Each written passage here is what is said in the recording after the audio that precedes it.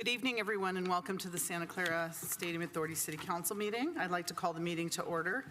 Could I please have a confirmation of quorum, City Clerk? Thank you, Madam Mayor. Yes, confirming your quorum.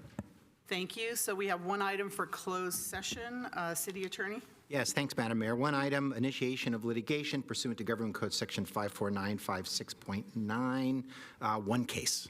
Thank you. Do we have any members of the public that would like to make any comments about the closed session item? Do we have anyone online, City Clerk? All right, we are going to adjourn to closed session, and we will be back here at 7 p.m. for the regular meeting. Thank you.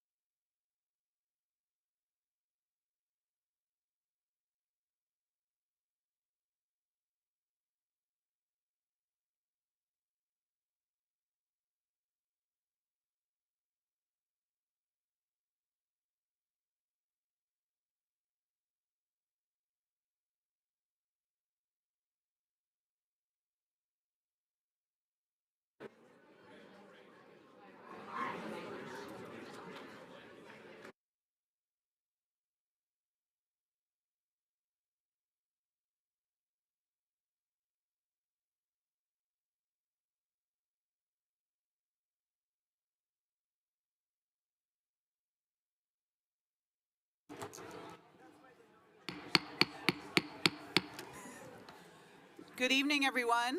Welcome to the Santa Clara City Council Stadium Authority meeting. I'd like to call this meeting to order. If you could please stand for the Pledge of Allegiance and remain standing for our statement of values. I pledge allegiance to the flag of the United States of America and to the republic for which it stands, one nation, under God, indivisible, with liberty and justice for all. As we gather, we humbly seek blessings upon this meeting. May we act with strength, courage, and will to perform our obligations and duties to our people with justice to all. Let us seek wisdom so that we may act in the best interest of our people, our neighbors, and our country. All this we ask so we may serve our community with fairness and respect, putting their needs before all. Thank you. Please be seated. Assistant City Clerk, roll call, please. Thank you, Madam Mayor. Councilmember Board Member Gonzalez. Councilmember Board Member Shahal. Present. Councilmember Board Member Hardy. Present. Councilmember Board Member Park. Here. Councilmember Board Member Jane. Here. Councilmember Board Member Cox. Here. Mayor and Vice Chair Here. Gilmore. Thank you. AB 23 announcement. Members of the Santa Clara Stadium Authority, Sports and Open Space Authority, and Housing Authority are entitled to receive $30 for each attended meeting. Statement of Behavioral Standards. The City of Santa Clara has adopted a code of ethics and values and behavioral standards for public meetings to promote and maintain the highest levels of conduct. This includes mutual respect, robust discussion, and allowing city business to be done in an efficient and consistent manner. Please note, as the presiding officer, the mayor and chair's directions in matter of process and decorum should be followed, and that use of the gavel indicates all conversations must conclude and everyone in attendance should come to order and attention. Welcome and thank you for your participation. For those joining us this evening in the capacity as a registered lobbyist, we ask you to please identify yourself as such and disclose the clients and/or organizations that you represent.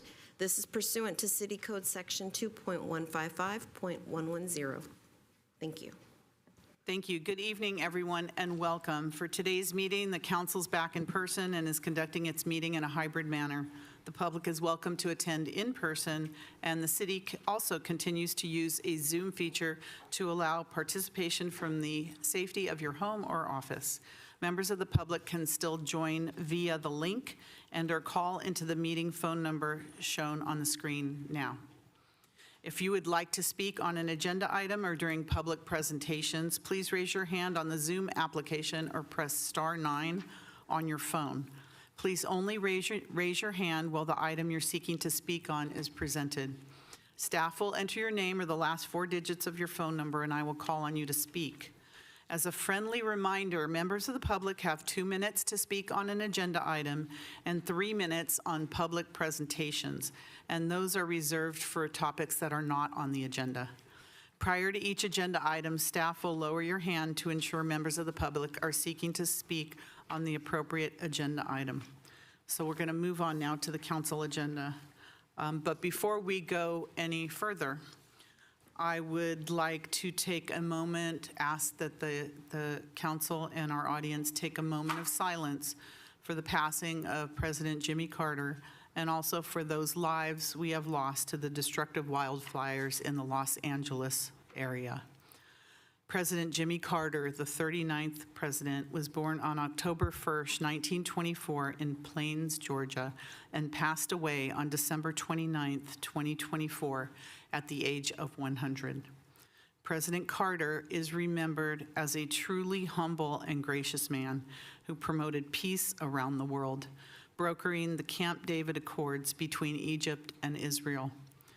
President Carter devoted himself to making a difference to young people and people who had not been born into privilege, and helped to build thousands of homes via Habitat for Humanity. President Carter went on to establish the Carter Center to support human rights, promote democracy, and work to eradicate infectious diseases. He won the Nobel Peace Prize in 2002 for his worldwide work towards peace and democracy fostered by the Carter Center.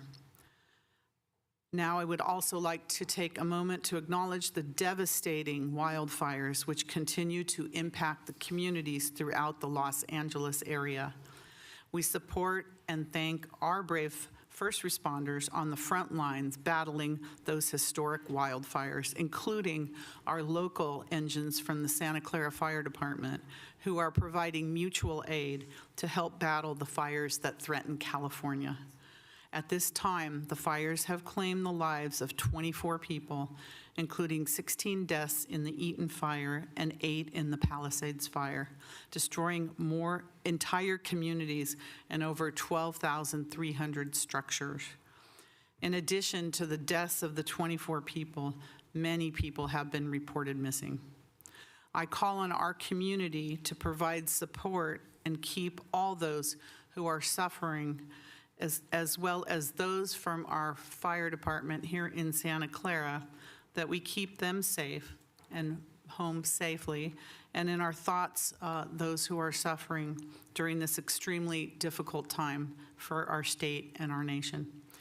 Please let us have a moment of silence in memory of President Jimmy Carter and also for all the victims of the Los Angeles fires.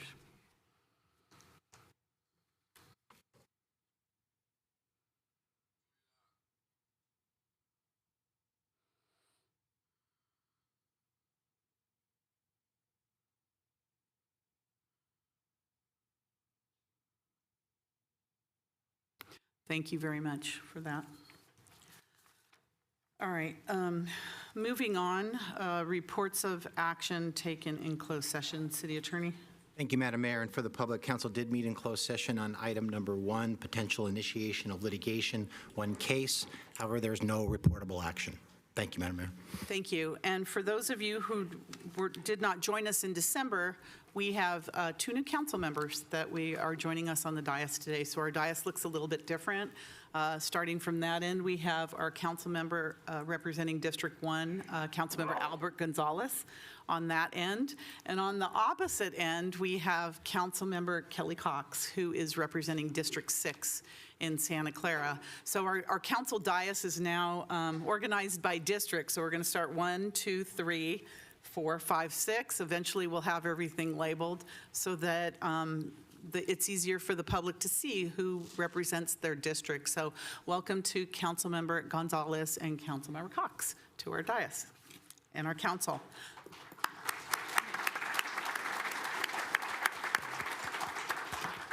Also here in the staff area, we have our newly elected city clerk, Bob O'Keefe. So Bob is joining us as well. So a little bit different look, and I think everyone's so happy that everyone from the swim community came out to congratulate and recognize our new members. Thank you so much for that. Very good. All right, we have next continuances, exceptions, and reconsiderations. Does anyone from the council, the staff, or the community public have any reconsiderations, exceptions, continuances? I don't see any. City manager, do you have none? Members of the public? All right, we're going to move on to our consent calendar. All items are approved with one motion unless an item is pulled for discussion. Council, we'll start with you. Any council member Cox? Yeah, my position at Santa Clara University requires that I recuse myself from item 2J. I don't know if I need to read that item in its full text or no. Just the title of it, so. The action on delegation of authority to city manager to issue a purchase order to Trayer Engineering Corporation for supervisory control of continuing. Do you want me to keep going till the period? Till the period, yeah, just so the public knows. Control and data acquisition, controlled vacuum disconnector, interrupter, switchgear associated with the Santa Clara University Distributed Energy Resources Project, and authorize the city manager to issue future purchase orders to Trayer for switchgear for other projects up to a maximum of $2,500,000 for Silicon Valley Power. Thank you for that. We noted that, Assistant City Clerk. I don't see any hands, but I see Councilmember Jane, you wanted to. Did you have? Yes, I would like to pull item 3B, which is action on the Santa Clara Stadium Authority financial status report for the quarter ending September 30th. Okay, so we have the item 3B pulled. by Councilmember Jane. Is there anyone else? I can't see any hands, Assistant City Clerk, so you'll have to tell me if you see any. Okay. All right, thank No you. hands at this time, Mayor.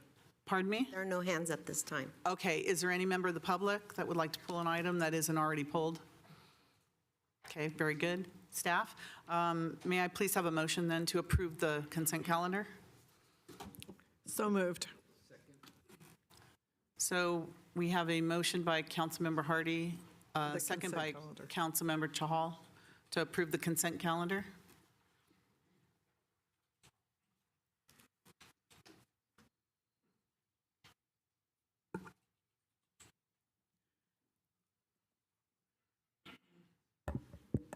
Madam Mayor, I think we've added all the new members, but our motion function is not working, so I'm going to do this the old-fashioned way. So we've got maker of the motion is Councilmember Hardy, seconded by Councilmember Chahal, and I'll do a roll call vote. Do we have to do roll call votes on every item tonight? I can't get it to Okay, work. fine. And I can't see the speaker, so, Okay, so. all right. And this will include the stadium consent as well. That includes the Stadium 3A. Authority consent. So Councilmember, Board Member Gonzalez. Councilmember, Board Member Chahal. Yes. And this also includes noting the abstention? Yes. Okay, very good. Councilmember, Board Member Hardy. Yes. Councilmember, Board Member Park. Yes. Councilmember, Board Member Jane. Yes. Councilmember, Board Member Cox. Yes. Mayor and Chair Gilmore. Yes, so that passes unanimously. Thank you. Next, we're moving on to, should be public presentations. And just moving right along here. All right, public presentations. I know we have some cards. City Clerk? Yes, Madam Mayor, so I've entered the names. All right. So those are in the order that they would like to be called up. All right, here we go. Tanay Gupta, followed by Erica Correa, followed by Sean Musil. Welcome.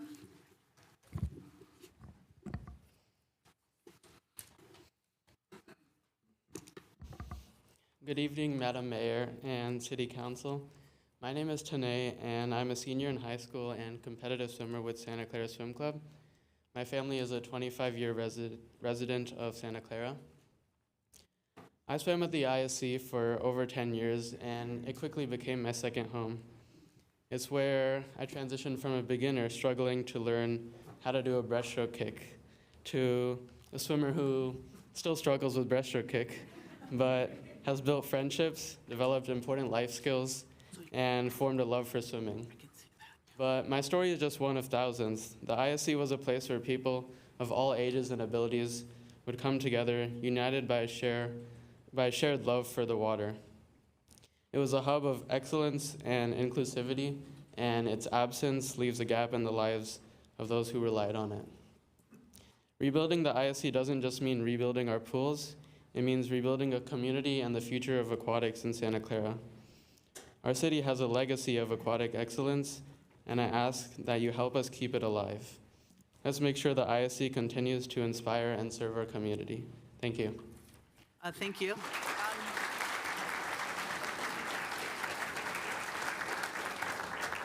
I'm going to ask if everyone could please hold their applause so we can just get through all the speakers. I know we want to clap after everyone, but thank you so much. It'll just save a little bit of time. Thank you.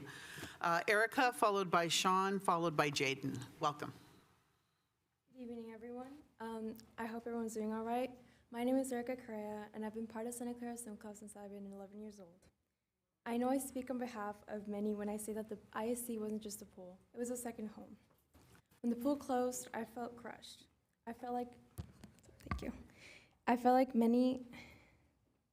it didn't even feel real. It felt like we lost such a monumental piece to our lives. The ISC is not just a place where we swim tirelessly every single day. It's where we have made lifelong connections, friends, and built a community. The ISC gave us the stability and a sense of belonging, and without it, we've lost that foundation.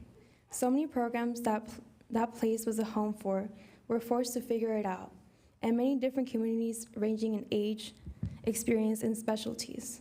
I speak on behalf of many swimmers, coaches, and parents when I say that we need a certified place where we can grow and train again. I hope to see our pool rebuilt soon so that future swimmers will have the same opportunities and memories that helped shape my life. Please help us restore the IC and give our community our home back. Thank you. Thank you. Next, we have Sean, followed by Jaden and Brandon. And it's okay if you want to line up after the speaker as well. Welcome. Thanks. I'm Sean, and I just wanted to be here on behalf to share my experience that we've had so far. So ISC was really important to us, swimmers, divers, and synchronized swimmers. And when it closed down, it just seemed like a core fundamental piece of our lives was taken away, right? And now we have to drive longer times, such as on weekends, 2 hours or an hour and a half to Berkeley and whatnot to train for a short amount of time. This essential part of our lives has been taken away.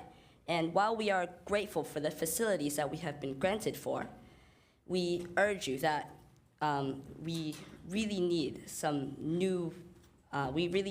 new pool to be built. Thank you. Thank you very much.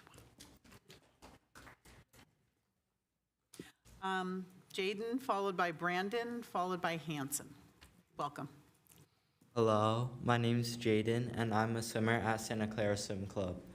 On behalf of SCSC swimmers, I'd like to congratulate you, Mayor Gilmore, the council members, and everyone involved for their effort and leadership in securing $45 million through Measure I to upgrade the ISC swim facility. This is a significant achievement for our swimming community. Personally, I've been proud of being part of the campaign, and I've also walked door to door in Santa Clara, sharing the importance of Measure I and advocating for this much needed investment. On behalf of my fellow swimmers, we support the City Council's continued leadership in transforming IC into a state-of-the-art facility capable of hosting international competitions. Thank you. Thank you, Brandon. Thank you. Thank you, Jaden. Brandon, followed by Hanson, followed by Rain and Madison. Welcome. Good evening, Mayor Gilmore and council members. My name is Brandon Du.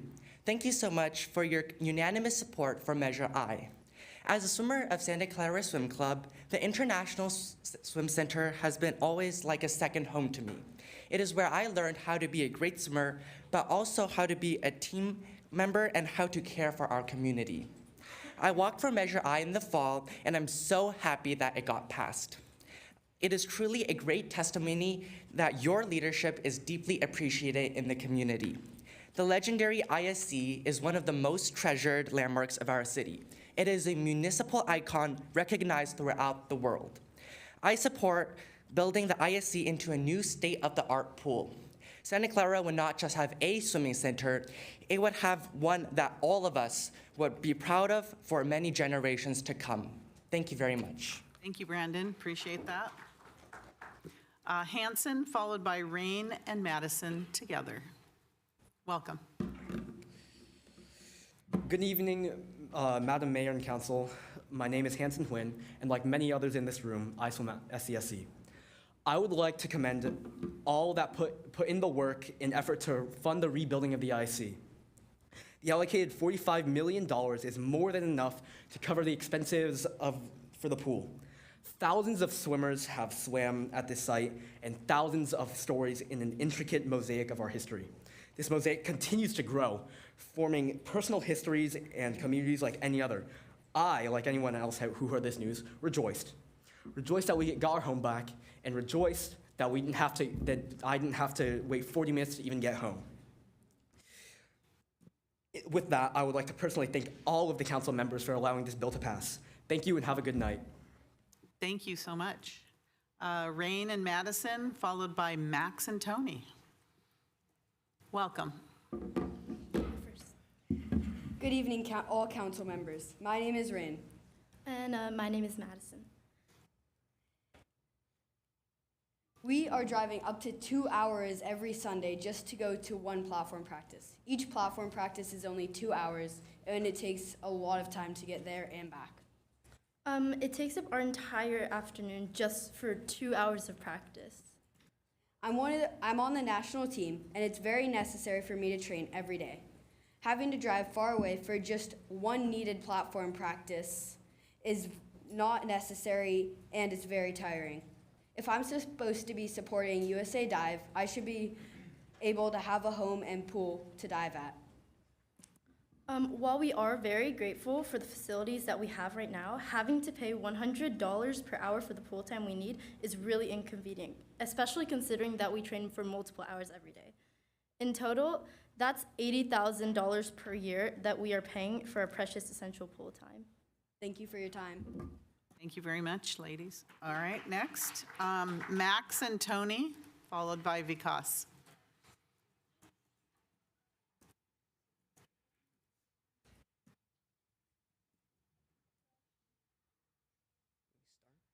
Yeah, go ahead. I'm Max. And I'm Tony. We have swam competitively since we were 6 years old. We are both now 14. We both have sectional cuts. But I have more. Santa Clara has produced more than 48 Olympic golds. From us have come Mark Spitz, Tom Wilkins, and many more. Swimming is a daily sport. To miss a day is to revert. A bit, but it's enough to lose the 49th gold. To us, swimming is a love. Like a merry dove, an angel's singing voice, it lights our hearts with gorgeous notes. In it we find splendor and rejoice. It is the merry swimming which cuddles us with joy. We have always found profoundly helpful your support. Even if we ask quite soundly, we need now the most. A pool under your jurisdiction, a bell that rings the sound of broken hope. Yet a wailing does not cease to penetrate the water. Of this we ask of your support. But know that we will never stop as long as our pool's a slop. Why is it so hard to face that maybe our voice needs a place? In a democracy so liberally based, why is our cry not heeded so disgraced? While thou sits on our taxes, we wonder when next we shall practice. If when we go off to college, our pool will go off to heaven, or will it be preserved for the next generation? To feel the same water, such was what we felt, that matters. We wonder, in our silence discourse, whether we shall have practice during the summer-long course.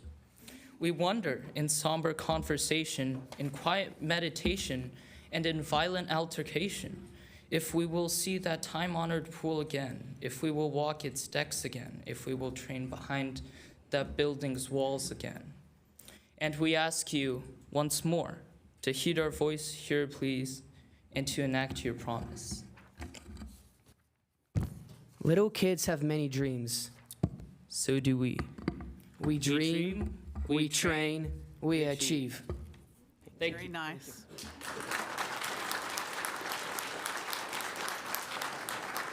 I'll let you all clap for that one. That was very creative, poetic, and articulate. Vikas. That's a You have hard to act follow that, Vikas. That is a hard act to follow. I can't even begin to be that eloquent. Good evening, Madam Mayor and council members. My name is Vikas Gupta. I'm a 25-year resident of Santa Clara. I'm a parent of a competitive swimmer. You heard from him earlier. I'm a Park and Rec Commissioner, but I'm not speaking on behalf of the Commission today. I'm also president of the Santa Clara Aquatics Foundation, and I'm speaking on behalf of the foundation. I want to congratulate Council Members Cox and Gonzalez on their election to the Council, and Council Member Park and Jane for their re-election to the Council. Our community is invested in the success of the Council and hopes to continue helping you all make the city of Santa Clara a thriving, vibrant, and healthy city. Santa Clara Aquatics Foundation is a nonprofit alliance of passionate members of the aquatics community and the three legendary Santa Clara nonprofit aquatics clubs. namely the Santa Clara Swim Club, the Santa Clara Dive Club, and the Santa Clara Artistic Swimming Club, also called Aquamaids. The foundation seeks to support the establishment and maintenance of accessible aquatics facilities that offer inclusive programs to individuals of all skill sets. We congratulate you and the city residents on passing of Measure I. This is a momentous opportunity to see improved infrastructure in the city. We are excited about the outlay within the measure for rebuilding of the International Swim Center. As you know, the ISC has been home to the aquatics clubs for almost 60 years, but was shut down a year ago, almost to the day. We are urging you to act with urgency towards rebuilding of the ISC. I want to introduce Rick Rutter. Rick is Vice President of the Aquatics Foundation and President of the Santa Clara Dive Club. Rick will be presenting you with information you will want to consider as you think about the ISC project. But before I hand over to Rick, I want to leave you with two thoughts.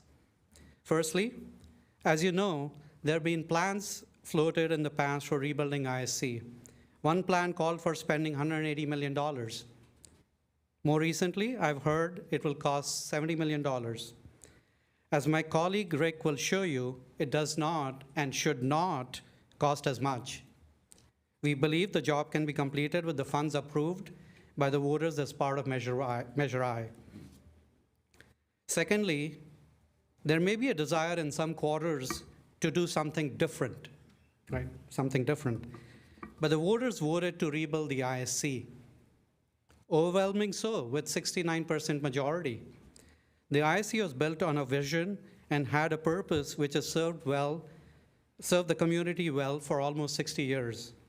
Every member of the community you speak with will tell you that. Let us be faithful to and continue with the vision that George F. Haynes entrusted us with. Thank you. Thank you, Vikas. Assistant City Clerk, did you have something to say about that? Yes, just like to note for the record that Vikas was given 6 minutes. He had Shilpa online give him time. To give him the extra time, so in Correct. case people are wondering. Thank you. And for our next about Rick? speaker, for Rick, he's being given time by Kevin Zacher, Amanda Peace, Julie Corrigan, and Victory Hun. All right, take it away, Rick. Mayor, Council, thank you very much.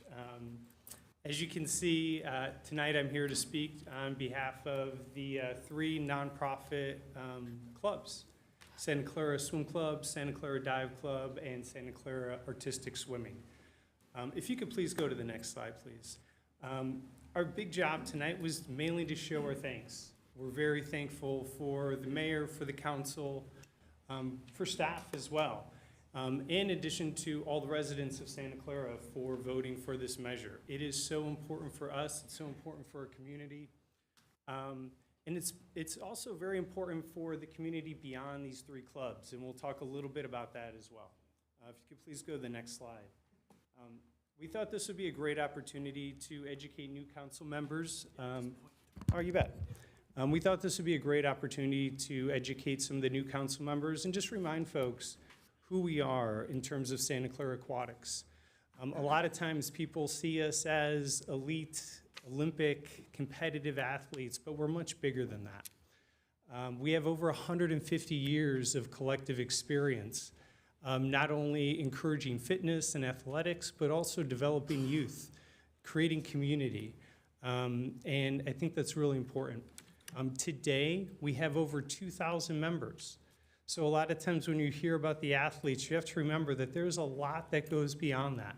It's not just competitive athletes. It's young kids learning to swim. It's our master's programs. It's our special abilities programs, and on and on and on. We do have over 90 Olympians as part of our group. And I think what's so amazing about that is it's these types of groups and organizations that help people think about what they can achieve. To be an Olympian is no easy feat. It takes dedication and hard work and time and untold other sacrifices. But these are the lessons we want to teach our children, and we want to teach future leaders. And it's important to have those icons that they can look up to and see every day when they walk into practice. We also think it's very important that we remind the city and staff and everybody that we do pay quite a bit in pool fees collectively, over $500,000 a year in pool fees that are currently going to other organizations around the county. Next slide, please. So once again, for us, this is way bigger than a pool. This is about community. This is about access, and this is about excellence. And we'll go into a couple of these pillars. Next slide, please. The first one that we talked about is community. And it is, for us, we have programs to teach people how to swim, both from youth all the way through adult. We have untold number of Santa Clara swimmers who are not part of the ISC, or not part of Santa Clara groups, who are at the pool every day and looking for better facilities. And it's pretty amazing because many of them grew up with Santa Clara Swim Club. And so we do have nice kindred spirit there. We have athletes, we have masters who are swimming into their 20s, 30s, 40s, 50s, I think 60s and beyond. So it's a pretty special group of people who are all tied together with these sports. We have a whole group of athletes with special abilities, and it's pretty amazing to watch them compete. We also, like we talked about, seniors and youth, and so this is a big group of people. This is a very big community, and we all love to get together. And I think one of the silver linings of the ISC shutting down was that we're now together. I think more so than ever. We're stronger, we're together, and I think we are really grateful for what we have, but also what we hope to have in the future, and hope to maintain that as well. And I think it's interesting because this does go beyond, this is, every day people are showing up at the pool, and you hear a lot of our athletes and kids talk about that. This is their second home. And I think I've also heard that from a lot of our senior swimmers, that every day they're checking in on each other and seeing how they're doing. And, so this is how we, make sure that we have community, is we have places like the ISC that we go to every day, and that we gather, and then we train, and that we, communicate and do these types of things. It's also a huge opportunity and a missed opportunity for us to have local, regional, national, and even international competitions. I'll show you a little bit later, but that's when we all can get together. And I think the ISC, the International Swim Center, was that place, right, where people all the way from the North Bay to the East Bay to the South Bay and beyond would come to Santa Clara, stay for the weekend or for the week, spend money, stay at hotels, enjoy our community, and this is also what brings us together in a lot of ways. We also think that there's a huge opportunity, right? I love that we have the stadium and the Niners and everything that we can do there. But this is another opportunity for Santa Clara to bring a lot of people in and generate some economic activity. And we'll talk about some of the things that we've heard from other teams and communities across California. Next slide, please. So this is just this is just a map showing some of the suitable aquatic facilities in our area. The purple, or the pink, is showing where platform diving locations are, and there's not a whole lot out there. The two you see, one is for Stanford, which doesn't allow any public participation, and the other one is Cal, which offers very little. And then the one all the way up at the top is Novato, the Walk Fitness Center. So that's where we're driving every single weekend, so these kids can train. There's nothing else anywhere close to that. In blue, you'll see a number of places where we have large aquatic events. So right now, all of our swimmers, artistic and everywhere, we're driving all the way down to Hollister for meets. We're going to Morgan Hill consistently, over into Pleasanton, and once again back up to Novato. And I've talked to all parents and clubs from people across the Bay Area. They want to come back here. We want them back here, right? So So those are just like a small example of some of the opportunities that we're missing, both individually and as a community. It would be a shame if these organizations were to fold. But I can tell you right now, we're not in great financial positions. We've been struggling. Number one, we're nonprofits, all of us. And it's very difficult to operate under these conditions. There is a good chance that we may not be here. And that's pretty sad, because I do think it's clubs like this that inspire our youth to take up this sport, to take up swimming, right? I remember like just even walking around Central Park, that is inspiration when you see that facility to take your kids and get them into the pool to teach them how to swim. And hopefully while they're there, they see that there's a whole competitive team doing amazing things, and that their 5 or 6-year-old may be that person someday, right? Or they see kids up on the platform and their kids are like, wow, what's that? I mean, that's how my daughter started to dive. She had swim lessons. She saw the kids up on the platform. It's like, I think that's what I want to do. She said artistic swimming was way too hard, right? So I think it's really important. If you look at CDC information, drownings are on the rise. And one of the things the CDC says is access is probably one of the most important things. So if we want to be a good place where, you know, people aren't in that situation, I think it's important that we invest in the future. Drowning is the #1 death for children ages 1 to 4.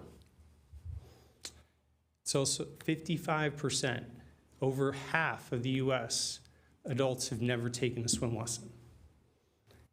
You know, so we do need to inspire people. We need to show them, and they need a place like the International Swim Center to do that. Next slide, please. I think it's really important to point out that these facilities aren't just for competitive athletes. You've got Learn to Swim. There's a great example of a jumpy house on a huge 50-meter pool. There's things like senior aquatic fitness classes. There are scuba trainings. There's, you know, yoga, water aquatics. There's robotics competitions. And there's so many other things that we can do in terms of having these types of facilities the way the ISC was. We'd love to make some improvements, but at the same time, it was pretty darn good the way it was. And we can do a lot with that. And I know we've done a lot of these things at the ISC. So I just want to remind folks, when we think about community and we think about a pool, there's a lot of things we can do in that water and on top of it to make it work for everybody in Santa Clara. Next slide, please. I think you've seen this here tonight. We are helping these young people do a variety of things, from setting goals to showing up at 5:30 a.m. practices every morning, to being a team, to managing their time, right? Even doing their homework on Sunday after driving 4 hours back and forth from a 2-hour practice. These kids have learned resilience during this whole process. And they work hard. They work very hard. Next slide. And I think this is one of the things I really want to enforce, is that these are student athletes. And these types of organizations are the types of organizations that are looking for kids like this. MIT, Stanford, Cal, Yale, Navy, Harvard. And the list goes on and on. This is a small sample of the types of programs and universities that our kids are going to. Next slide, please. So I think it's Santa Clara and the ISC has so much history. If I look at like some of the pictures from the Wayback Machine, it's pretty amazing to see even the community that would come together at this facility, right? The last thing we want to do is take that history and all of that legacy and just let it go away.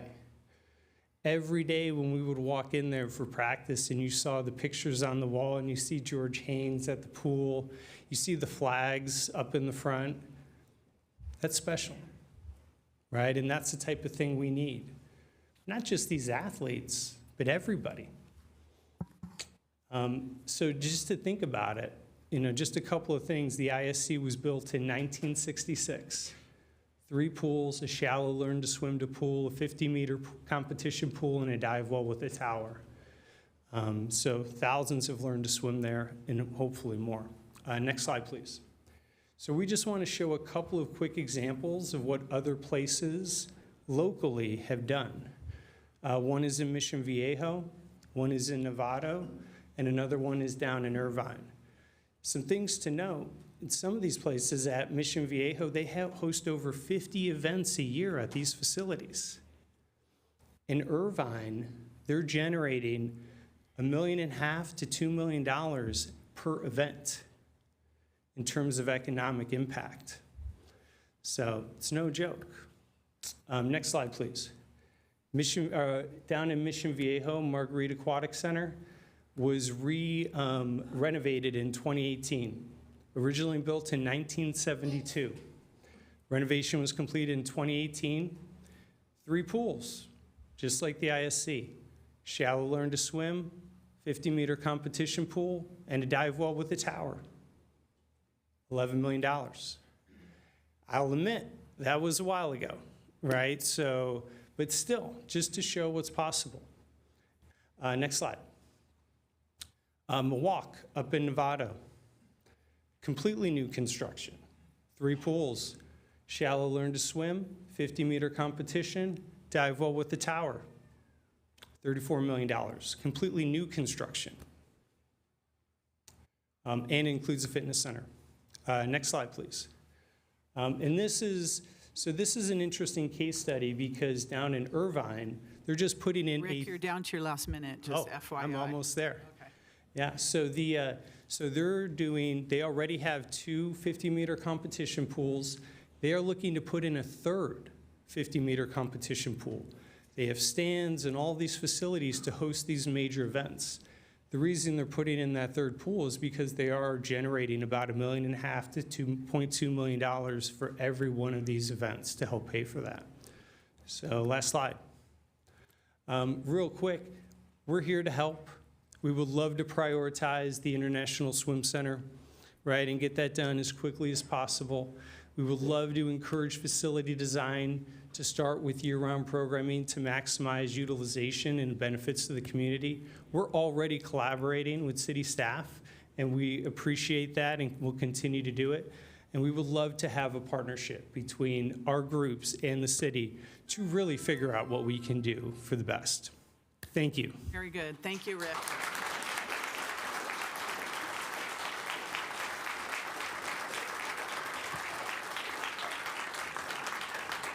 Okay, all right.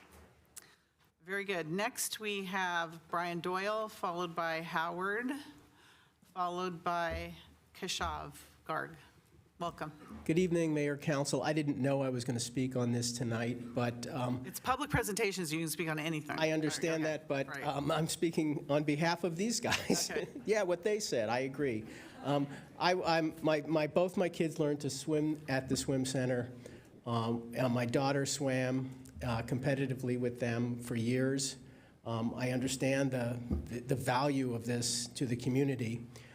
So I'm not going to belabor. The kids said it all. It's extremely important to this community to get the current pool back up and running and a new pool built. And I don't know if any of you remember me, but I used to be the city attorney here for 4.5 years. And I do recognize some of you, actually. And anything I can do to help you guys, please let me know. I'm a terrible pest. The staff knows that. And I am a very fierce advocate, and I will help you in any way that I can. Thank you. Thank you, Brian. Next, we have Howard, followed by Keshav, followed by Elaine. Welcome, Howard. Hi, thank you, everybody. Kelly, you made it. Anyway, I actually came here for something different. I know in a couple of weeks you guys are going to finalize some issues I've been working with you guys to actually put them into the city codes and everything. I'm glad to see it's almost there, but over the last 3 events out there at Levi Stadium, we had heavy enforcement. They've been using their tools that I can say the city manager and the city attorney gave them I came in here for 8 years. He remembers me because I pounded him a lot of times about the SB 9, whatever it is. I'm actually dealing with state assemblymen now.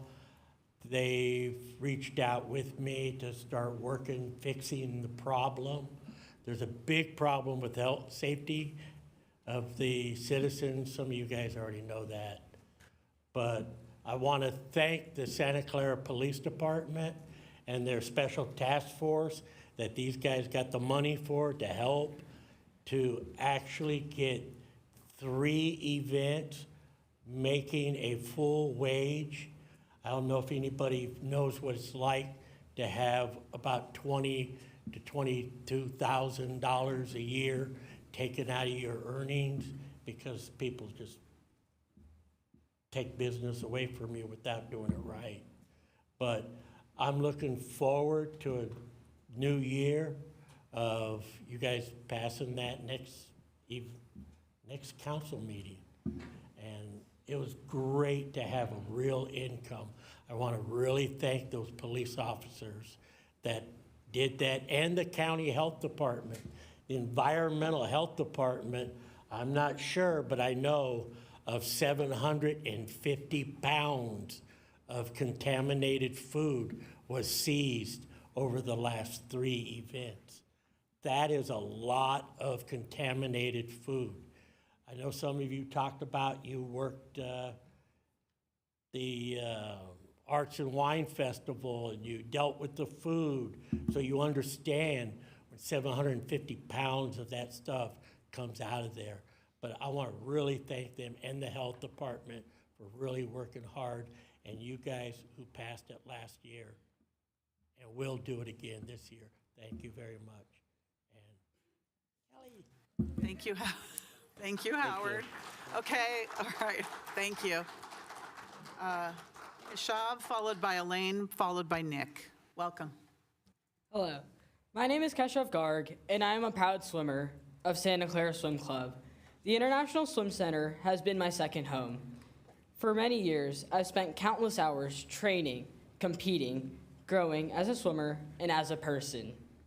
Its closure has been a huge loss for me, my teammates, and our entire community. This center isn't just a building to us. It's a place where we push ourselves to be better, celebrate each other's victories, and create memories that last a lifetime. Swimming has always been more than a sport to me.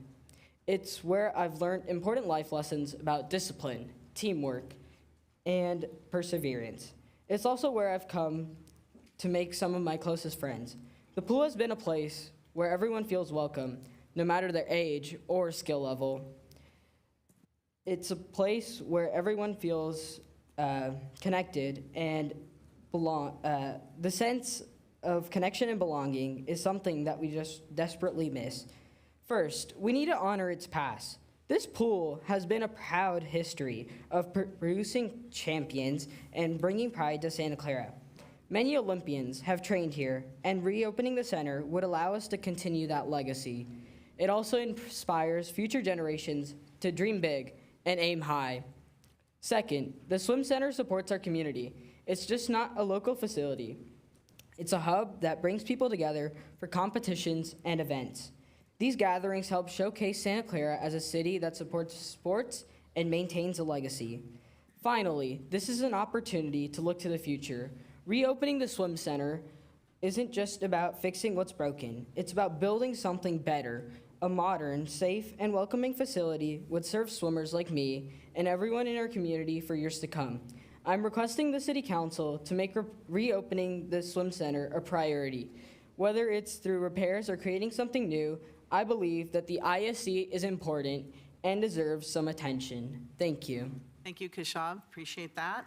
We have Elaine, followed by Nick. followed by Brian, followed by Linda.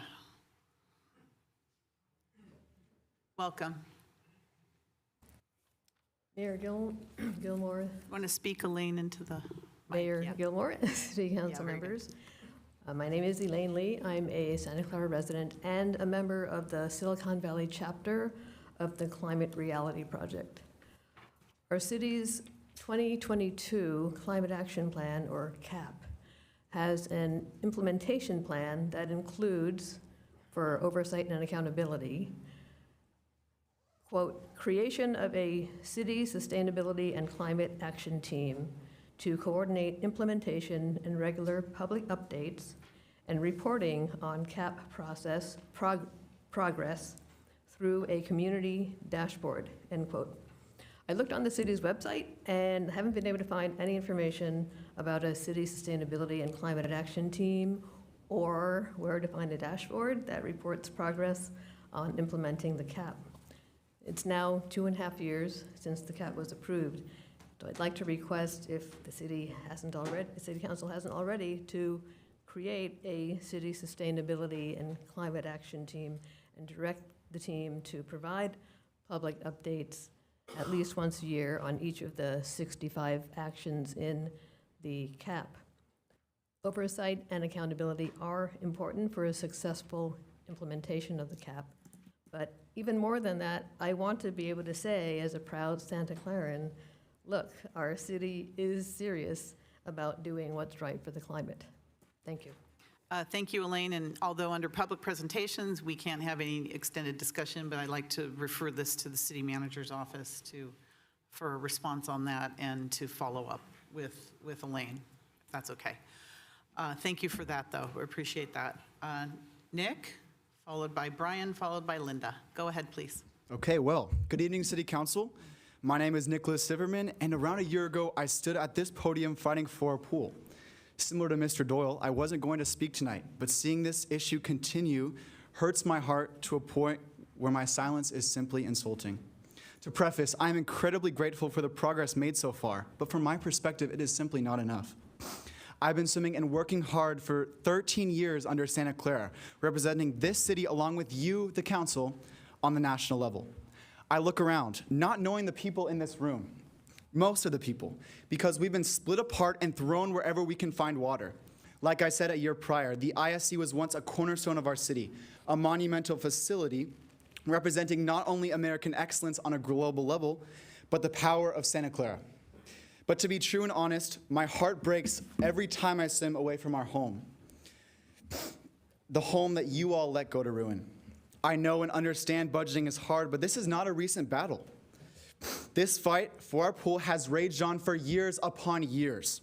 Like Max and Tony said, you sit on our taxes and take this community for granted, the community that voted you on for change. I trust you will listen to the voices around you and wake up, because this is simply not acceptable. We can rebuild the ISC along with the legacy of this city into something it should have been years ago. Because looking around, we have each other. It just seems that we do not have you. Thank you. Thank you, Nick.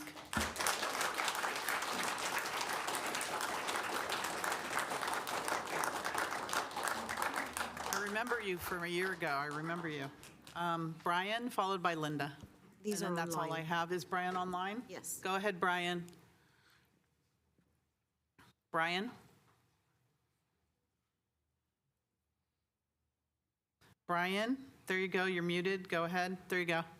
Thank you, Madam Mayor. And first of all, watching this is really to the parents and the people who provide information and provide services to the young people who are swimming. It has really reinvigorated my hope for the future. What a wonderful group of young people. You should all be extremely proud of yourself. You are a credit to yourself and your parents, your schools, and this nation and the world. Thank you for doing that. And I hope you get your swim center. If I could write a blank check today, I'd have already done it. Second of all, just congratulations to everybody who won the re-election and won the first election. Hoping for a very profitable and great new year for Santa Clara, lots of challenges. And second, just as a person who lives in Santa Clara and wants to give back, I'm available if people need research done, people need any, I'm pretty good with AI and all that kind of stuff. Reach out to me. I'll be sending an email. And if you need me to do some legwork for you or something, and if it's, ethical within the boundaries of what there is, I'm offering that. Thank you and Happy New Year to everybody. Thank you, Brian. Linda, go ahead, Linda, you're online. You're muted. There you go.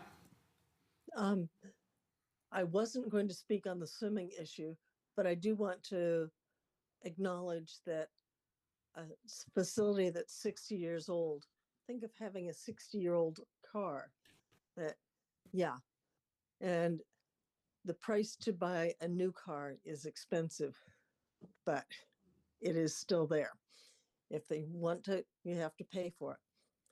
The thing that I actually wanted to speak on is I wanted to congratulate the fast action by the police and by the city. I live near Wilcox High School, and there were 70 Galaxy nitrous oxide bottles that were half-gallon size in the bushes. And when I talked to the police officer, he took all the information and the pictures and then said, that's not ours because it's near the creek, it's the water people. And I called them and they said, it's not ours because the fence is their part. And after the fence toward the street is City of Santa Clara. But he didn't believe me that there were 70 bottles. And so he actually physically went out to look and he saw them picking up, the city picking up those bottles and disposing of them. So thank you very much to the city and the police officer. I'm sorry I did not get his name. Thank you very much. Thank you, Linda. I don't have any other speakers unless anybody here wants to speak. Now's the time to come forward.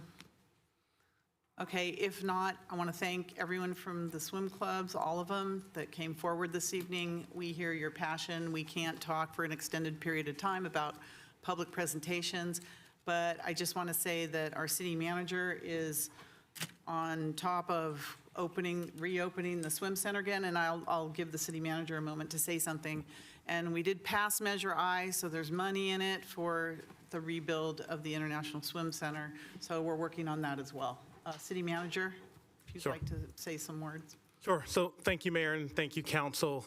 Was not prepared to say anything tonight, but as members were talking, I jotted down a few thoughts, and just off the top, first, I want to say it's heartwarming to see the swim community here tonight.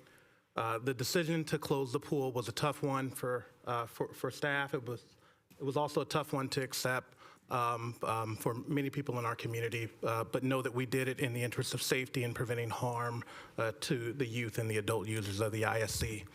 The good news is that we all immediately went to work, right? We immediately went to work on plans for a bond measure. That was a collaborative effort. It begun with city staff conducting analysis and providing council with options for a November 24 ballot measure. And then the council unanimously approved that. And then the democratic process, the wonderful democratic process really took hold, and members in the community and stakeholders and council members went out and articulated and lobbied in support. And now we're on the other side. The city of Santa Clara has approved a $400 million bond. 45 million of that is dedicated to a new swim facility. And so staff is working hard really on two fronts. The first one was what was directed from staff, and $2 million that the council allocated to reopen the ISC. And so I know members of the swim club, we had a meeting a little while ago. We're hard at work at that. Happy to report, contractors are on site. The pools have been drained, the hydrostatic pressure was relieved, and so they are intact, and the pools are, the replastering and other work is underway with the hope of reopening the ISC in April. That the entire facility will not reopen. The dive tower, unfortunately, has significant structural concerns, and so that will have to wait until a new facility. And then we're also hard at work on initial plans for a new facility, and so we've had a meeting with the swim clubs. I think the next meeting with the swim clubs is January 31st. And a lot of work needs to be done, and we need to design and determine what type of facility we will be building. I just want to caution everybody. I know staff has said it a lot. This is a multi-year project. It does not get done overnight, and certainly if we can accomplish a new international swim center within the $45 million, we will. Staff said initially that there may need to be philanthropic dollars. First, we need to do a lot of design work and determine what facility we can build. We've seen a lot of those costs from other communities. Important to note, a number of the ones that we've looked at, that's only the construction costs. There's oftentimes the soft costs, the design costs, the permitting costs that can add upwards of 25 to 30%, as well as project management. So we will grapple with all of that, but certainly we are as excited as the community to really dive right into a new international swim center. And so in partnership, we will get there. Thank you. And I just want to add on to that, that we're going to use the expertise of our local clubs to help us do that. It's going to be a big community effort, and you're all going to be part of it. I just want to assure you of that. So thank you very much for coming this evening and presenting. I know that a lot of families have to get home, so I'm going to take a 5-minute break to allow us to clear the chambers. And you're welcome to stay for the rest of the meeting. I don't mean that you have to leave. It's really fun to be here, so please stay with us. Thank you. 5 minutes.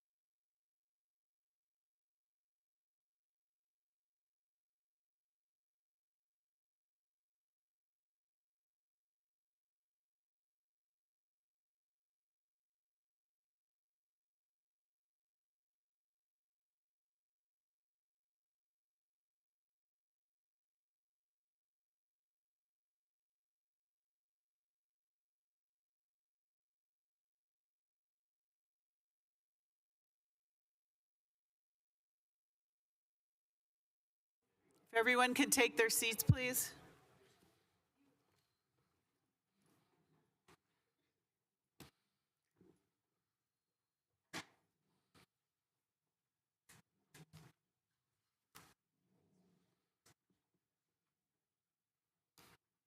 Seems very quiet in here right now.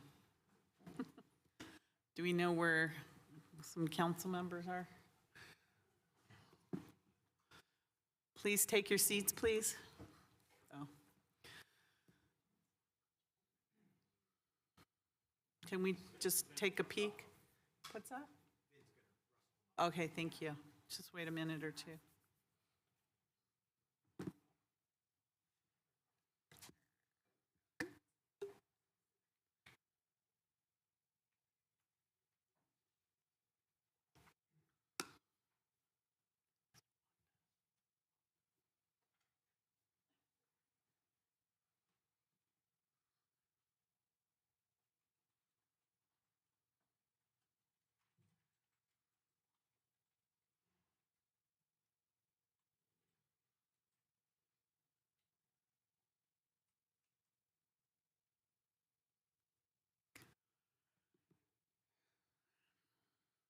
Where did they go?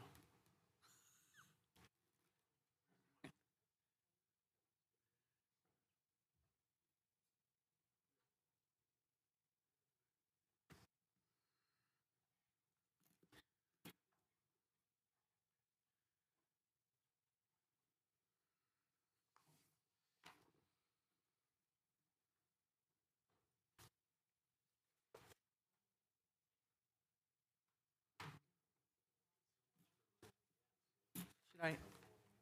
Yeah, okay, we're gonna get started. So our next item on the agenda is the consent items pulled for discussion, and we had one item pulled by Council Member Jane, or Authority Member Jane, which was item 3B, action on the Santa Clara Stadium Authority financial status report for quarter ending September 30th, 2024. Council Member, Authority Member Jane?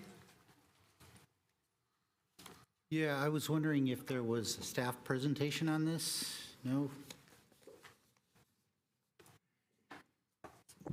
No staff presentation planned. Worries. If there are questions, we can certainly facilitate and answer. Yeah, so this is a 6-month report because the fiscal year for the stadium ends at the end of March, and this is September 30th, so this covers 6 months. And from this report, and I guess I'm going to ask these questions, is it correct that the total operating revenues were $25 million and the expenses were only $12.3 million, leaving about $13 million of net profit from operating the revenue? And then I believe $8.2 million was used to pay off debt. So I actually have a presentation that I would like to present and discuss. Okay, so on December 3rd, we did a budget amendment. And what the budget amendment showed was that revenues were higher than budget. So we had net additional revenue of $10.3 million. The expenditures were lower by $7.3 million. That created an additional fund balance of $17.6 million of basically surplus. And so this is one-time money. We can't spend it on hiring people because that creates a structural deficit. So the next slide, please. Okay, so this is also from the same presentation. It shows the net surplus of 17.6, and it shows various things that we were going to spend it on. Next slide, please. So in addition to that, we received stadium settlement funds and FEMA reimbursements of $7.5 million. That means that we were able to increase what we put in, this is the very last line, into the budget stabilization reserve of $16.2 million. So half of that came from the surplus that we had, and half of it came from the settlement. And so that means that now our budget stabilization reserve went from 18% to 23.8%, and our target is 25%. So we still have to add a little bit more to the stabilization reserve. Next slide. So this shows the numbers. It shows that the stadium settlement funds, which we call performance rent, that went into the budget stabilization reserve was $7.3 million. And then the FEMA reimbursement that went into the budget stabilization was $1.36 million. Next slide, please. This shows the debt, and this covers to September 30th, 2024. So if you look from March to September, the last two bars, the debt went down by $8 million. So the profits that I talked about for the stadium operations, this is the $25 million of revenue versus $13 million or $12 million of expenses, created $13 million of profits, of which we spent money to pay down debt. Next slide, please. So this is something that came up during the settlement agreements. So originally in the contract that was written 12 years ago, we had a cap of $170,000 for what the city would pay, what the 49ers would pay for public safety. The average for that first season was $245,000. So there was already a gap from the very first season. And you can see that the green line shows what the 49ers were obligated to pay under the contract. And that line goes up, I think, 4% a year. And so currently it's at $241,000. But the actual public safety costs are averaging $521,000 for NFL games. That's an annual increase of 8.73%, much higher than inflation. I'm asking why. The next slide. So what we did in the settlement was we actually increased in year 11, next year, that threshold that was in the original contract from $271,000 to $360,000. So the 49ers are going to pay not all of the public safety expense, but more than what they were paying, and the difference is going to come out of an extra ticket surcharge on non-NFL events. So I guess my takeaway from this is that the stadium is actually quite profitable. It's paying down debt very quickly, about on average $16 million a year, and it's making money. And money did come from the settlement performance rent to increase our budget stabilization reserve. That's all I have. Okay. Any other comments? And I know you were going to pull it as well, so why don't you come forward because you were going to pull it, and then we can make our comments, or I have a couple questions. Yes, go on, please.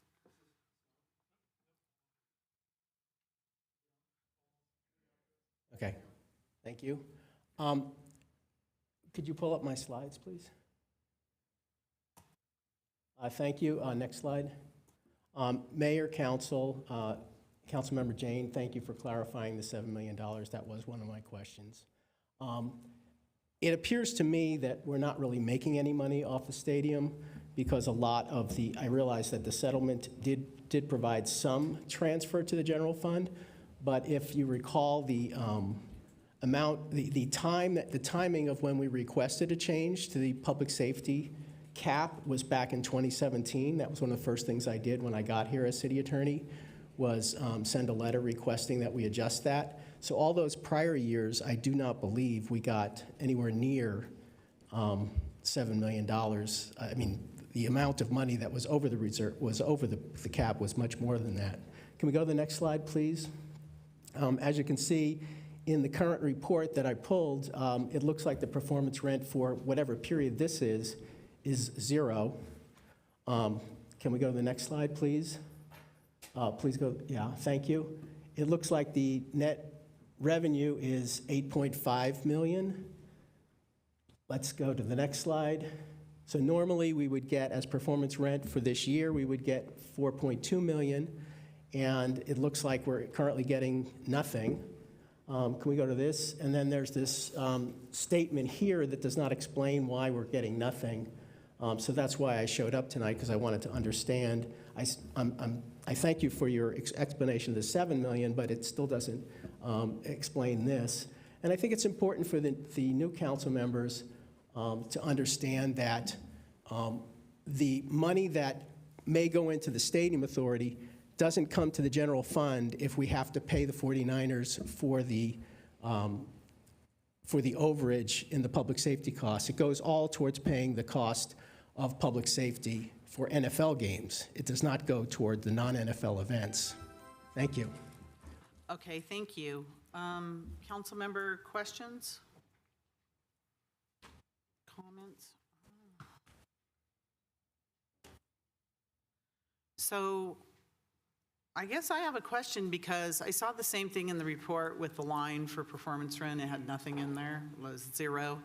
Is that because, is it trued up at the end of the year?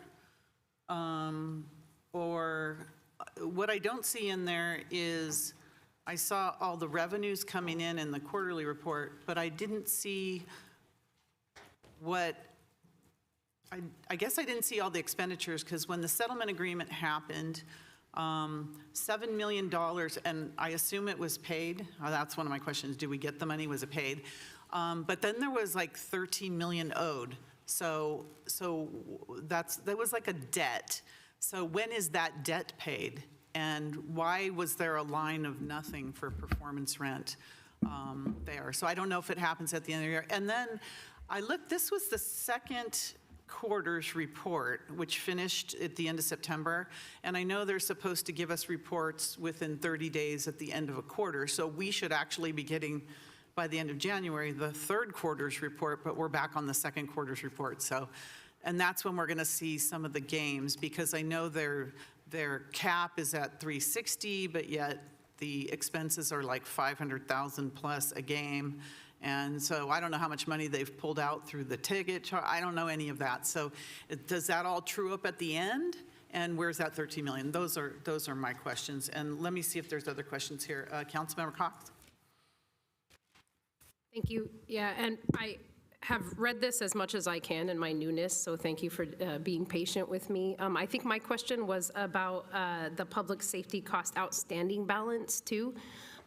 In the line item that Brian referred to, it said that public safety cost outstanding balance, now defined, will be partially reimbursed. I want to know, is that public safety cost a cumulative cost, or are we only looking at what we accrued so far this year? I think it was about 6.5. I don't know if there's a greater debt in credits that we still owe beyond that.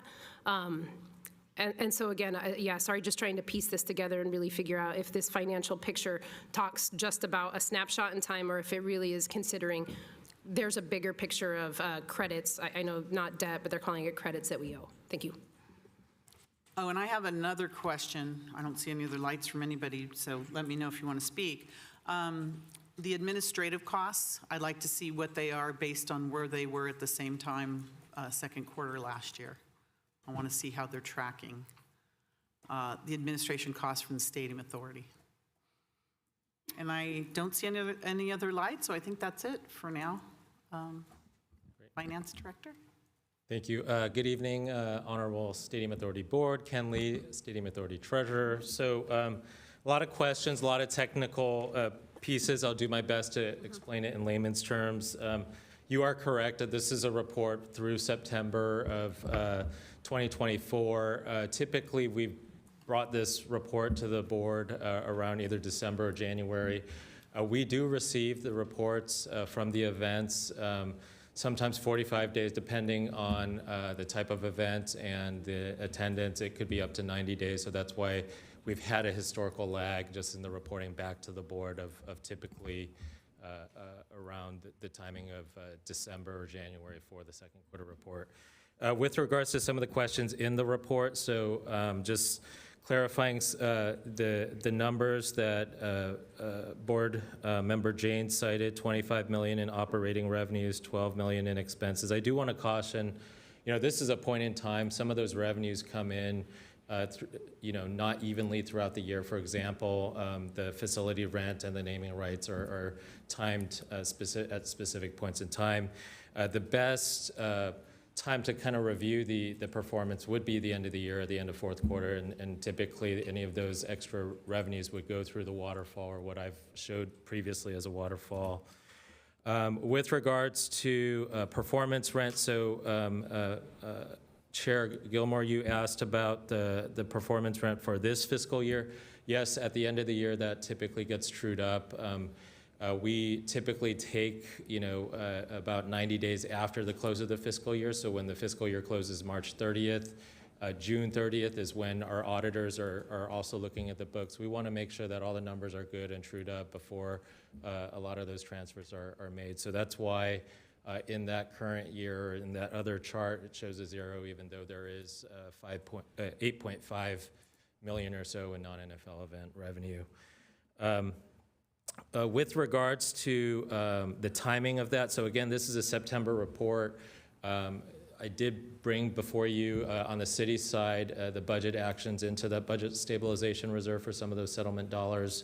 At that time in that December report, we were very close with the approval of that settlement agreement that required both the lenders, the debt bondholders to approve it, as well as the NFL.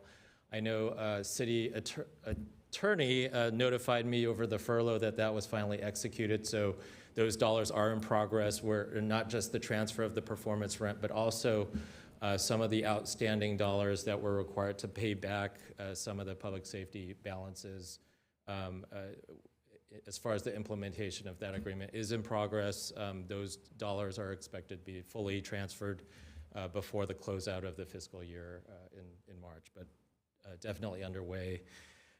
Board Member Cox, you asked some questions regarding the balances of public safety. So as part of the May 2024 settlement, it did accumulate the balances for public safety costs over the threshold. It also defined how those costs were to be paid. A portion of those costs with existing dollars were to be paid down. Then there was this balance that at the end of each fiscal year, the Stadium Authority Board, as part of the waterfall, has the option to pay down some of those balances with some of those dollars. And with our projections, I think it looks like we were forecasted to pay those off in 4 to 5 years based on the numbers that were presented at the time of the settlement. So we are aware of those credits. Those are cumulative, and to the extent we have additional credits each fiscal year as we operate, there's different options of how those get paid, either through ticket surcharge, discretionary funds, facility rent, and/or dollars at the end of the year. So those are on our radar and planned. And then administrative costs, Chair Gilmore, let me just pull the report up. So with regards to administrative costs, the Stadium Authority G&A costs, specifically on table 10 of the report, just those following at home, just through September, the Stadium Authority spent 1.5 million or so of general and administrative costs. That compares to about 1.35 last year. I would attribute that increase both to hours spent on Stadium Authority activities, as well as just the general costs of salaries and benefits going up from year to year. So there is a comparative amount in that table. Thank you. Just a follow-up question on that. I'd like to just track that going forward, what those administrative costs are. But you said that the balances or the credits that are due back to the Stadco or whoever they go to, that they'll be paid over 4 to 5 years. But what are those balances and how come they're not in here? And how are we to track how much is owed and how we're paying those back? Yeah, so the great. I didn't see any numbers. Did I miss it? Did I miss it? So that's Absolutely. So in that same table, Table 10, if you looked at the amended budget item, there is a line item called PSC 2024 outstanding balance. There is a budget there of, it looks like $6.5 million. That aligns with the budget actions that were brought forward as part of that May 2024 settlement.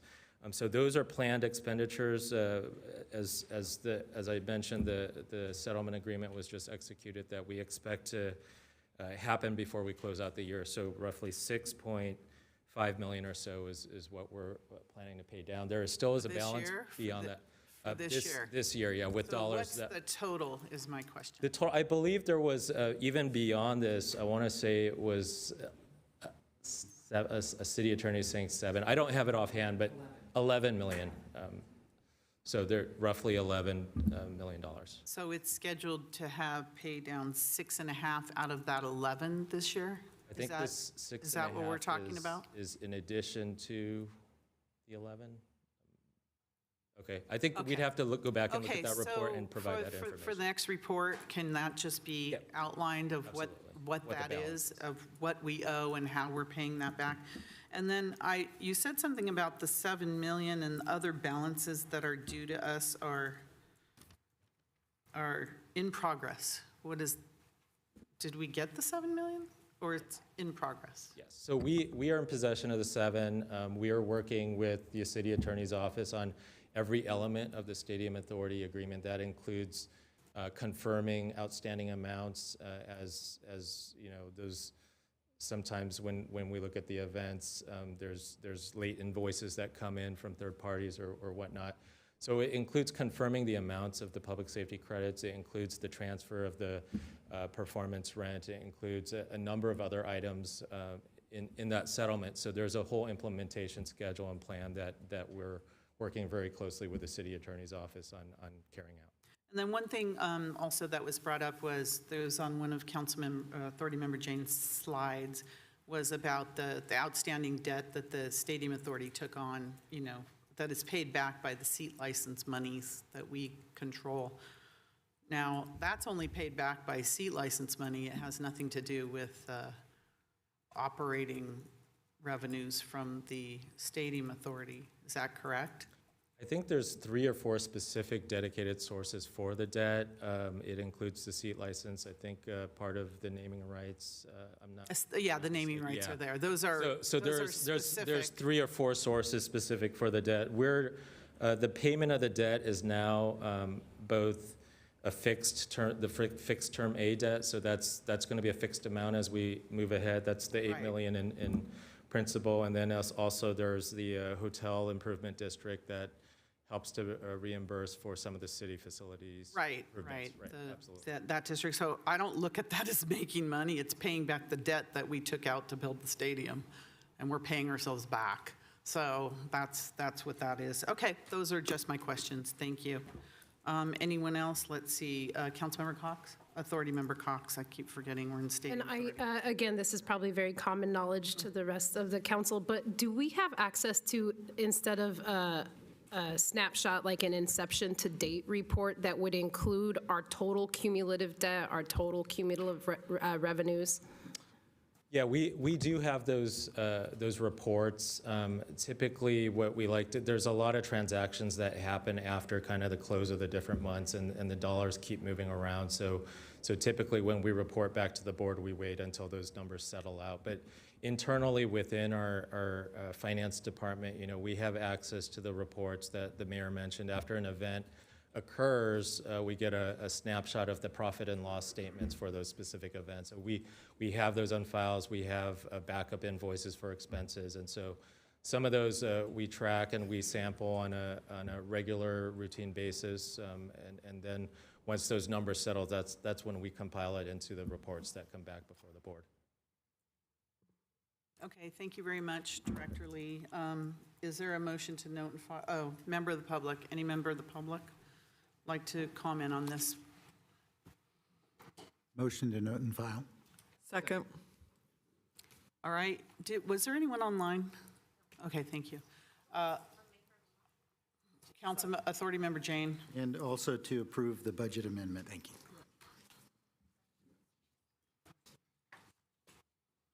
Motion and second.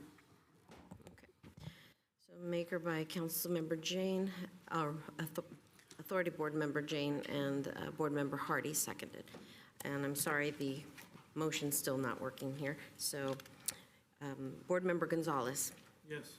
Board Member Shahal. Yes. Board Member Hardy. Yes. Board Member Park. Yes. Board Member Jane. Yes. Board Member Cox. Is it possible to abstain in this and just throw a wrench in things? Yes, you can. Do I need to explain that, my It'd be reason nice for if you abstention? did. Yeah, it certainly isn't a denial that there is truth in this. One of the things I recognize is I'm really ill-equipped right now to make a decision on this, and I feel like these decisions are really, really important. I would like to work more closely with you, Ken, so I can understand this. I know as somebody coming in, it's really challenging to hear different pieces of facts on the same story that are wildly contradictory.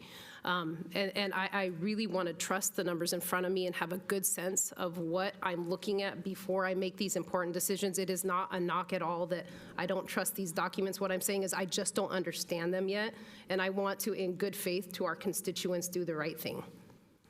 Very good. Mayor. Yes. So that passes 6 with 1 abstention. Thank you. Next, we have public hearing, general business. Item number 4, action on a resolution suspending existing all-electric construction requirements of the REACH Code and request for direction on needed amendments to the REACH Code and Climate Action Plan in light of recent changes in applicable law. City Manager. Thank you, Mayor and Council. This presentation will be provided by Rena Brio, our Director of Economic Development and Sustainability. I didn't know the sustainability part, so, okay, congratulations. Thank you. Good evening and Happy New Year, Mayor and City Council members. Tonight's item has 2 objectives. The first is for the council to consider and, if in agreement with the staff recommendation, take action to suspend the city's all-electric component to our REACH code. The second objective for tonight is for the council to provide direction to staff so we may redesign a revised REACH code and bring that back to the council for future adoption.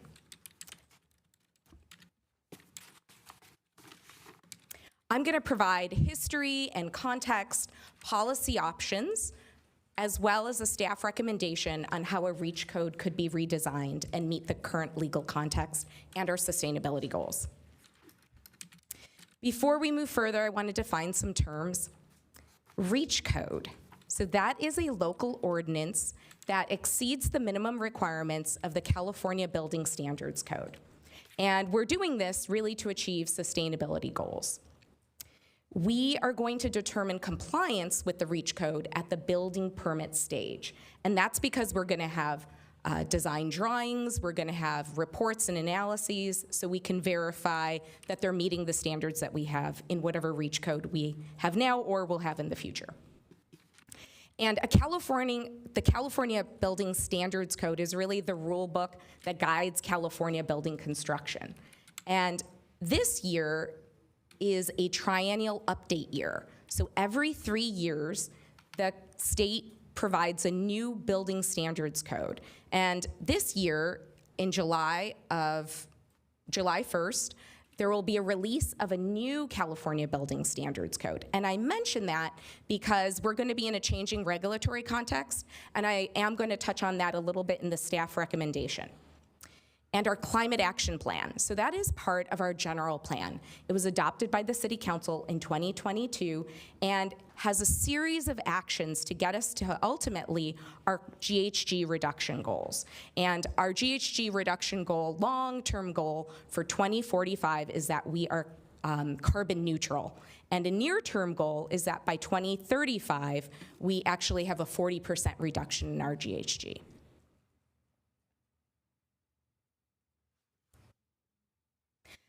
So we adopted our current REACH code, which is an all-electric REACH code, in November of 2021. And what that really means, an all-electric REACH code, is that we are mandating the use of electricity as the power source in new construction, and we will be limiting the utilization of natural gas, such as the installation of natural gas plumbing and meters. Now, in November of 2022, we reaffirmed our commitment to an all-electric REACH code when we had to adopt the new CBC at the time, and we brought alongside it a reconfirmation of an all-electric REACH code. But that was our last action, confirming our all-electric REACH code. So the city of Berkeley was the pioneer in this space. They came before all other cities with this concept and adopted their all-electric REACH code in 2019. Now, there was an advocacy group, the California Restaurant Association, the CRA, that really was in opposition to this concept of an all-electric REACH code. And the reason for that is because they were very much interested in gas stoves still being available for commercial kitchens, among some other reasons. So they opposed this REACH code legally, and this went all the way to the Ninth Court Circuit of Appeals, where the Berkeley REACH code was actually struck down.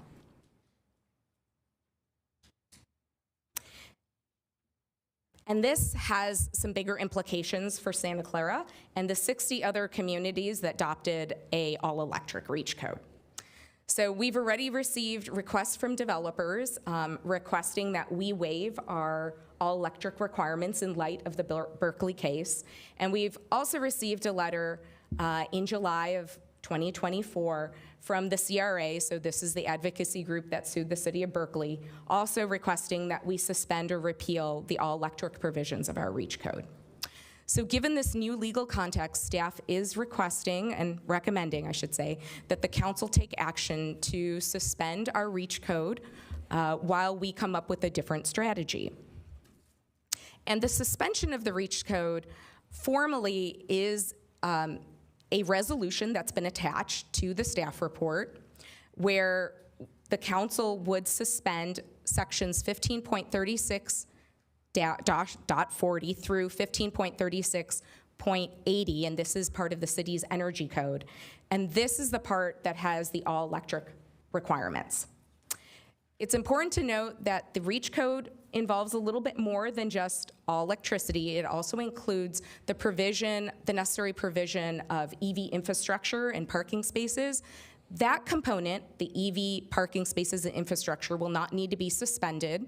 That is not in conflict with the Berkeley case. It's really just the aspects of the REACH code that could conflict with gas provision of infrastructure, I should say, gas appliances. And several other cities have already begun this action or are contemplating it.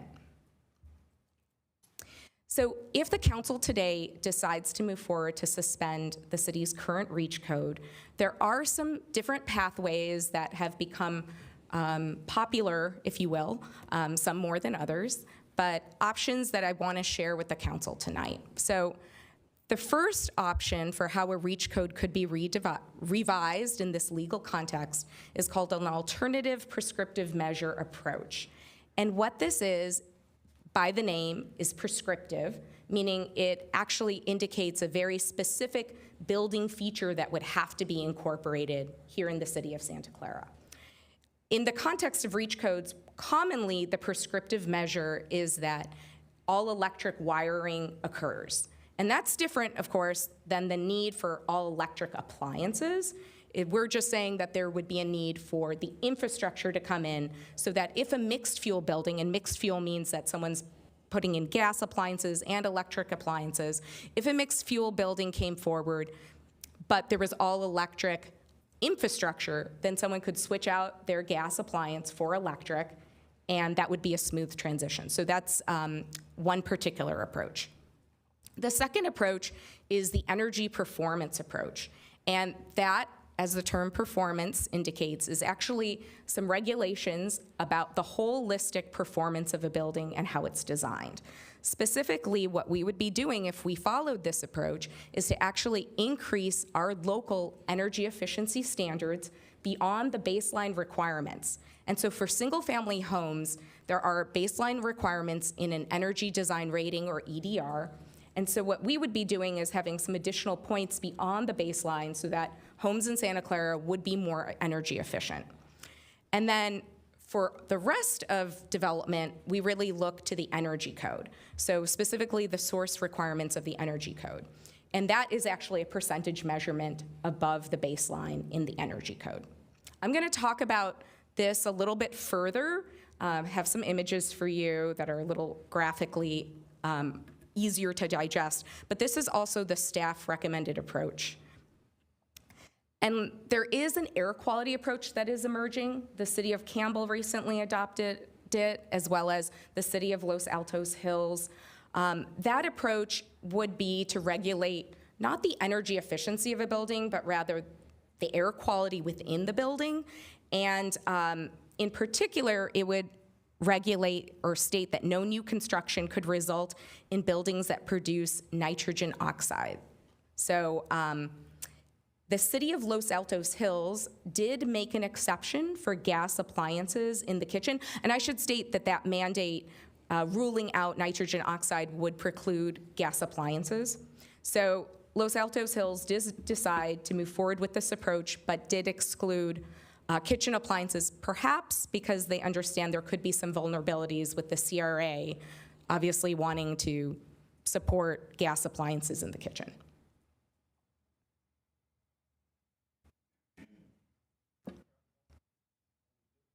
Thank you. Okay, so back to the energy performance approach, which I was saying is the staff recommendation. So there are a number of cities locally that have moved forward with this approach. This is by far the most popular approach. What this table shows you is 4 cities in California, some closer to us than others, that have taken on this approach. On the left-hand column, you'll see the differentiation of the different types of construction, single-family homes, and that is in parentheses looking at the EDR rating. So that's the rating specifically for single-family homes. And what each of these individual cities have done is created a number of points beyond the baseline of that rating that they've adopted locally. For multifamily residences, less than 3 floors, you can see that we're looking to the energy code, and those are the increased amount of percentages above baseline that have been adopted locally for those jurisdictions. Greater or 3 floors or above, you can see what those percentages are, and then the category of non-residential in general. So you'll see that Santa Cruz and San Luis Obispo have 1% for that, whereas San Jose and Palo Alto actually have a range. And the range is because San Jose and Palo Alto have nuanced requirements for hotels, manufacturing, industrial, office development. Those all have their own unique percentages. And really, there's an opportunity to implement this approach in 2 different ways. There's the electric preferred approach. And what that is if someone comes in with an all-electric building, they do not need to provide any numbers above the baseline requirements. So that table that I showed previously would not be applicable to them. They would just meet whatever the state requirements are. The single margin approach, so that clearly shows a preference for an all-electric building, and if you had a mixed fuel building, that's when those increased requirements would have to kick in. A single margin approach is that those higher standards would be applicable for all types of development, whether or not you were preparing it as a all-electric building or a mixed fuel building. So staff is recommending the single margin energy performance approach. And once again, to summarize what that is, it's that all buildings, regardless of their type or the building features utilized, would need to achieve higher than typical baseline standards here in Santa Clara. And for single family homes, that would mean that they would have an increased number of points for their EDR score. And for all other development, they would have to have some percentage increase above the energy code. You'll see the TBD on the slide because we really would like to talk to our stakeholders and our development community to understand our unique Santa Clara context before we provide any recommendations on those specific numbers. In a sense, we actually want a bit of a combined approach because in addition to the major approach here, which is the single margin energy performance approach, we also recommend adding a prescriptive requirement, which would be to add all the wiring for all electric appliances. So if people wanted to switch their mixed fuel building in the future, it would be a lot easier for them. So the staff has recommended this single margin energy performance approach for a few reasons. First, because it's a quantified increase in the energy efficient design, regardless of the features that are utilized. So it provides people flexibility. It might provide less vulnerability from a legal context. And also, we are going to be able to know that every project is meeting a certain percentage or increased number of points for energy efficiency.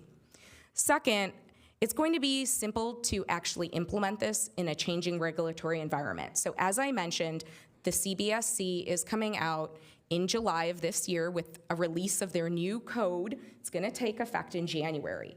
When you look at our timeline, we're hoping to bring forward a revised REACH code to you all pretty soon. And then we would need to readopt a revised REACH code when this new CBC takes effect.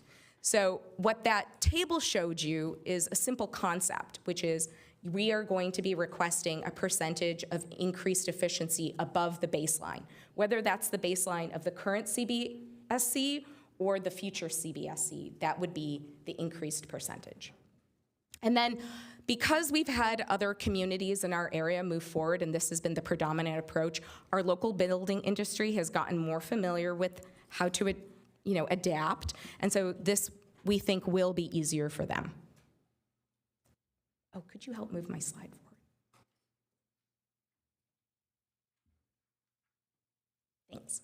So the next steps, if the council is to suspend the REACH code provisions today, then we would be working to do outreach with our development community and stakeholders. Staff would draft a revised REACH code. We would then also prepare evidence for cost effectiveness. And the reason why we're doing this is after the council adopts a REACH code, we actually have to submit it to the California Energy Commission because they have to officially approve our REACH code.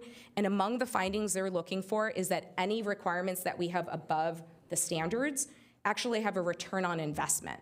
So we're going to have to demonstrate that any of our increased standards would have that return on investment. We would then bring forward the revised REACH code for the council to adopt.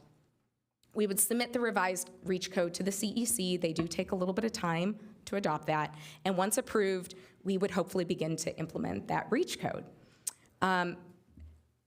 This process is also going to work parallel with another process, which is our climate action plan actually listed an all-electric REACH code as an action. And so at a minimum, there's a track change that's necessary to the climate action plan. But baked into that action was some assumptions about greenhouse gas emissions. And so we are going to have to analyze kind of the implications of a revised REACH code for GHG emissions and trying to meet our targets. If for some reason this revision is not going to be as effective as what we had previously anticipated, we're going to also have to look for some other strategies to achieve these goals.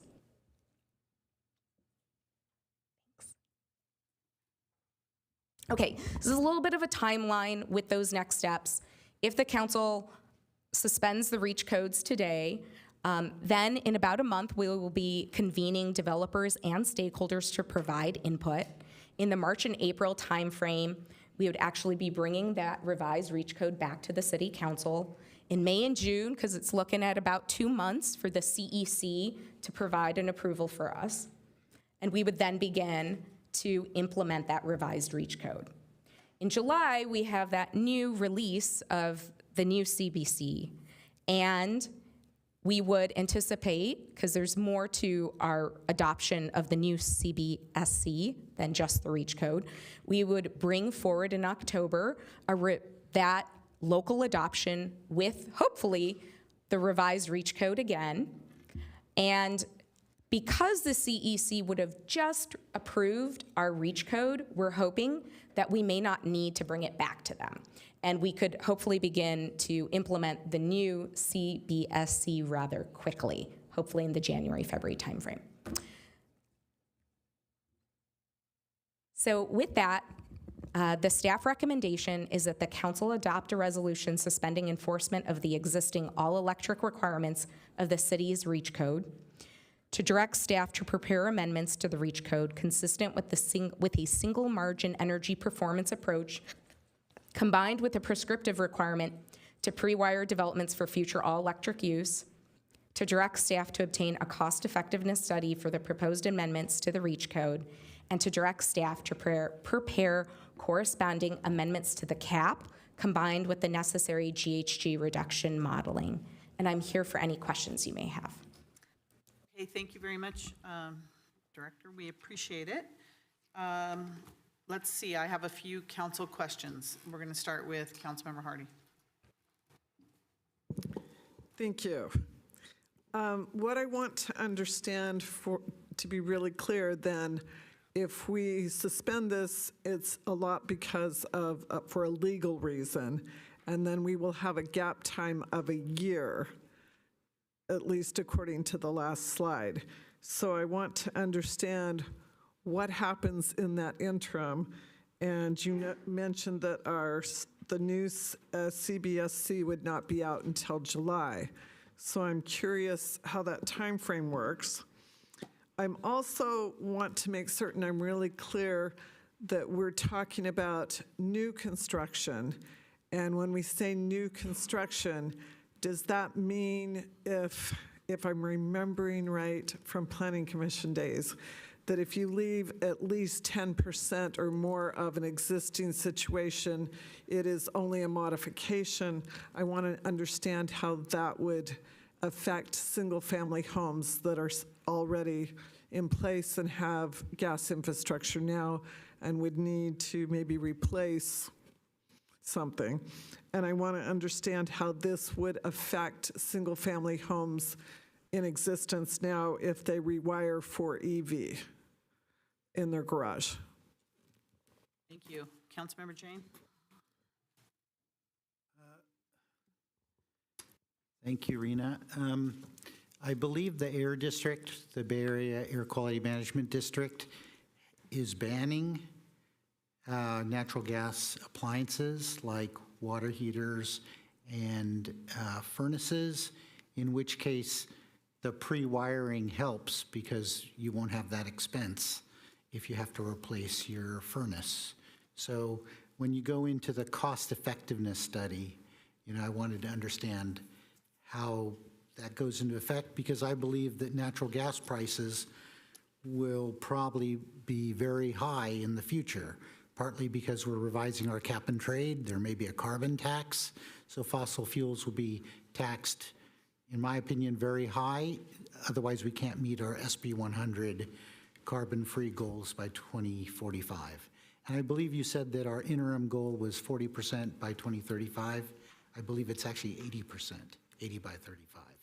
So we have to reduce, yes. It's by 2030, it's 40%. You're correct. Yes. And then 80% by 2035. Exactly. Thank you. And so reaching that is going to be fairly aggressive. It's going to take some work. And so I wanted to understand, do we have, sometimes people run into this problem where their panel is not large enough to upgrade. So if you're going to do pre-wiring, do you have minimum sizes? It has to be at least a 200 amp panel or a 400 amp panel based on the size of the residence. And then I had a couple of other ideas to consider. Other cities have done this. One is that if you have to replace your air conditioner, you have to replace it with a heat pump. That way you're future-proofing, so your furnace, which might be gas, is automatically taken care of by the heat pump. so it actually saves you money. And then the other thing is that right now in our REACH code for electric vehicles, we have this concept called EV capable, which means that you have the conduit.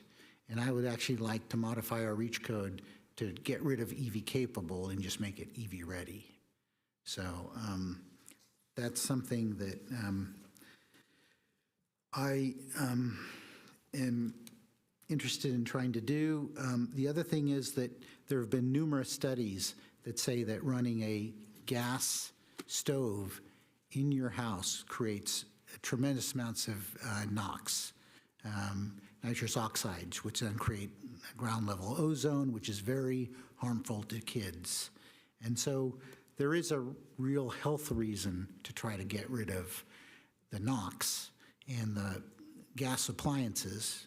And that's why the Air District is banning gas furnaces and gas water heaters to reduce ground level ozone. So I can see why Campbell and Los Altos have taken the NOx approach. It's just healthier. So I know there might be a lawsuit issue, which is probably why we're steering towards the energy performance approach. But I think we should be considering the health of people, which is what the Air District is doing. So those are just my comments. And then the other thing is that, like people now, AT&T is trying to get rid of landlines because the cost, so few people have landlines, the cost of maintaining the infrastructure for landlines is really high. So as people move off of gas, then the cost of maintaining the infrastructure for gas pipelines is going to be really high, which then will increase the cost to the consumers. So when we look at, the cost effectiveness, we should be looking at, the burden of maintaining gas lines in the future when we are basically eliminating fossil fuels. So, thank you. Thank you. Councilmember Chahal? Thank you, Mayor. Thank you, Rena, for the details and submitting this thing, comparative sheets with other cities. I have a question, a comment to make, when we are getting CBSE's findings or new code on 1st of July, does it make sense we do temporary, like March, April, we come up with a new REACH codes, or just make sense to just suspend the REACH code related to the all-electric part of it, and then wait for July 1st and then do a comprehensive study? I know we already got what other cities are doing, but my question is, does it make sense to do it 2 times versus getting the code on 1st of July and then making one final decision on that? My first question. I did like the air quality approach, Los Altos, and Councilmember Jane also mentioned to eliminate all the NOx gases for HVAC and heater and dryers. And with that, I would also like that there should be some incentives for the residents to move forward. Like health reason is one of the primary reasons, basically, when we point these out to our community. Plus rebates, like how we can incentivize these residences who are trying to change down the line, and it should make sense for them to get those rebates and make a change. How we can incorporate that side by side. I know it's not a part of the REACH code, but on the side note, how we can incentivize that thing. My other question is on slide 9, we saw the range, like 9%, 0 to 10%. What happens if somebody, I know you did mention that our REACH code final has to go to the California state for approval. What happens like if I put that to, it should exceed the baseline by 25% or something? Can you do that? That automatically will initiate radical action, and they may not be able to use a gas for that matter. So what are the limitations of having a higher percentage on the baseline approach, basically? Rebate, this one, standard energy, July. Yeah, those are my brief comments and questions. Thank you. Thank you, Rena. Those are the questions from the council. Great. Thanks. Thank you. And I do want to acknowledge and seek the assistance. We have Alexander Abbey, our assistant city attorney, who's done a lot of work on this, as well as our chief building official, Armand Lobau, both of whom are providing me some support. I do want to start with Councilmember Hardy. So I wanted to clarify, and sorry, I'm gonna try here to get to the timeline because sometimes more information is confusing. If the council suspends the REACH codes in January, they will stay suspended until we bring back a revised REACH code. And once again, it's not the entire REACH code, it's the all-electric provisions. So those would stay suspended, which I'm showing here until March or April, when the council would provide, staff would provide a revised REACH code. The interesting thing to note is that in July, there is a new code that's going to be released. And so we are required to adopt the state code locally and any amendments to it. So yes, we will have to adopt the REACH code again, but because the timeline is so short, we will have done quite a bit of outreach. I also know our building official has already seen a preview of this new, even though they say it's officially released in July, people can see quite a bit of it already. So I don't think it's going to be too much of a surprise for what's in it.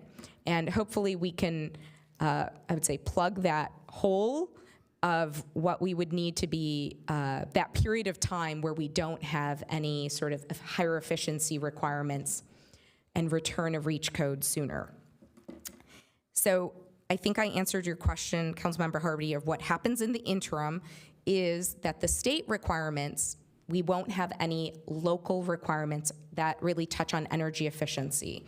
Although that isn't ideal for us and wouldn't help us get to our, in the long term, our cap goals, the state of California is more aggressive than other states, and so it's not necessarily tragic, it's just we wanna make sure that we get to our cap goals and have the right strategy to do that, so we will turn that around pretty soon. And are we talking only about new construction? Yes, so these would be applicable to new construction, and I am going to see, I might pause on this question just to see if Armand can help me out here. Specific to your question about when a single family home is demolished and only 10% is left, I believe that that percentage is actually, new construction is if you've demolished 50% of a single family home and you're constructing more than that. I'll see if Armand corrects me and I'll get back to you if that I'm incorrect in stating that. And so how would single family homes, what would the implication be for EV if they wanted to install EV? There's not going to preclude anyone from installing EV, and actually all of our EV requirements are still going to stay in place. So Councilmember Jane, so yes, that's my understanding too about BACMed, our Bay Area Air Quality District, Management District, that they are in the process of finding air quality reasons to prohibit certain appliances with gas. So I think that's something that we'll be looking to in the next few years about that. And thank you for correcting me on the cap milestone of 80% by 2035. And I am going to see if Armand can help me answer the question about the minimal panel size, and do we request minimum panel size? So just, I'm gonna take a look here at some notes.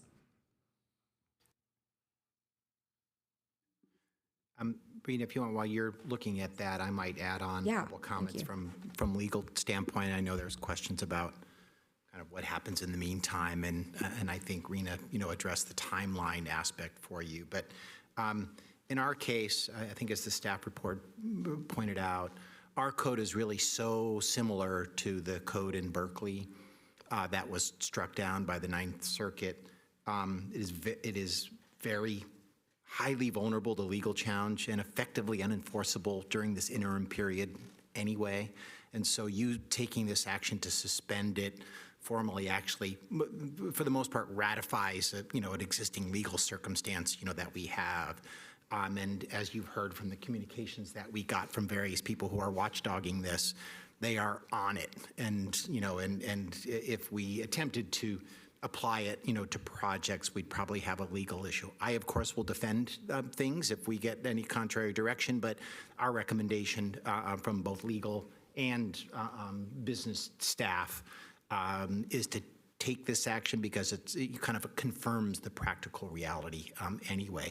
We'd waited, we're actually there. I think most jurisdictions, and Xander can correct me if I'm wrong, have already taken a similar action to this, either imposed, kind of moratorium or suspended their actions. We waited a little bit longer. We were actually hoping Berkeley might appeal because we don't like the ruling and like the flexibility, and they chose not to. And so legal's in support of this action as well for those reasons. You did.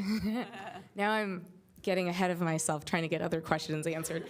But with Council Member Shahal. So Armin did say that the minimum panel size, Councilmember Jane, is 200 amps. And So Councilmember Jane, I just want to be clear on your statement and request. So you had stated that you wanted to add a condition to replace air conditioners, that when air conditioners are replaced, they are replaced with heat pumps. And then you also mentioned that wanting to remove the reference to EV-capable charging and substitute it for always referencing EV ready. And just for everyone's benefit, EV capable means that there's certain infrastructure in place, but you really couldn't just actually install an EV system. You'd be missing what's called the receptacle. It's the outlet for most of us, and then the circuit itself. Those two things would be missing. So just for clarification, Councilmember Jane, so those are two prescriptive requirements.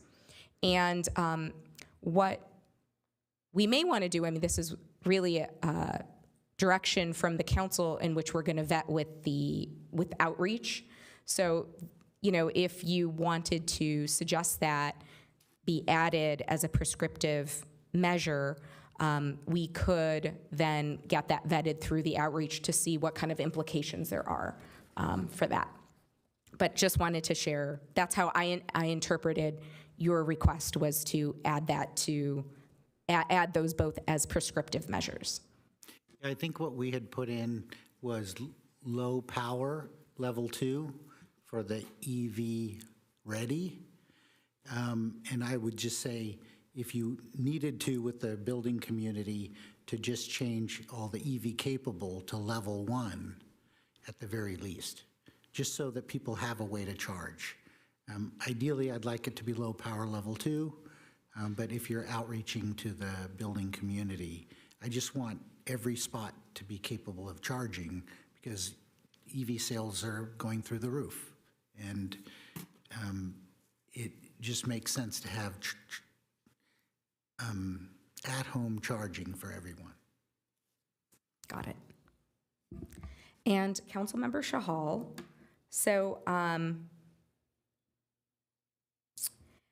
so your suggestion or your thought, which is, do we really want to do this twice? Because we're going to have a REACH code that we adopt, and then we're going to bring forward another REACH code, the same one, again, after this new building code is available. What Xander, Abby, our Assistant City Attorney, let me know was that actually what we would do is bring forward, when we bring forward the REACH code, 2 different chapters, one that would be in effect with the current CBSC, and then another chapter that would only take effect after the second or the new CBSC takes effect. So that's an interesting approach, and I think that's a potential strategy for streamlining as well.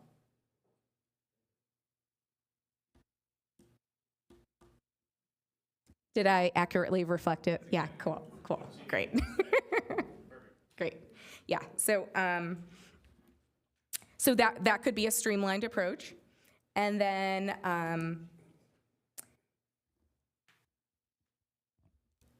I am going to ask Director Pineda in a second, because I see him in the audience, take this next question about, can we provide, recognizing these are two separate things, but with SVP, can we provide incentives for residents such as rebates, to facilitate really more electric appliances?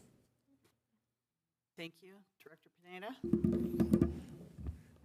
Yeah, thank you. Good evening, Mayor. Good evening, members of the council. Manuel Pineda, Chief Elected Utility Officer, and I'll say Happy New Year. Happy New Year as well. First meeting of the year, and welcome to the two new council members as well. So, yes, Councilmember Chahal, regarding rebates, we certainly have a number of rebates, and we have a number of rebates related to electrification. We have like cooktop rebates. We have water heater rebates. We have dryer rebates as well to make that switch from gas to electric. In addition to that, we also have services like an electrification guide, electrification estimator, and we actually also have a home electrification assessment pilot program that we can do as well, where we can provide support. And all that information is available on our website with all our rebates. And since we have quite a few rebates, we actually have a separate web page just for electrification that kind of summarizes that. In addition to that, just want to note that, and I'm going to be here, I believe, in February with our biannual update. And one of the items I'm going to touch on is that we're also going to have a new rebate tool, new software they're going to be implementing.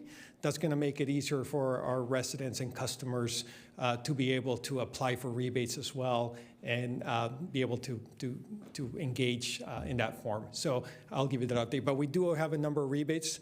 We are always at increasing those. With the rebate tool, we'll be able to even add more rebates than what we have.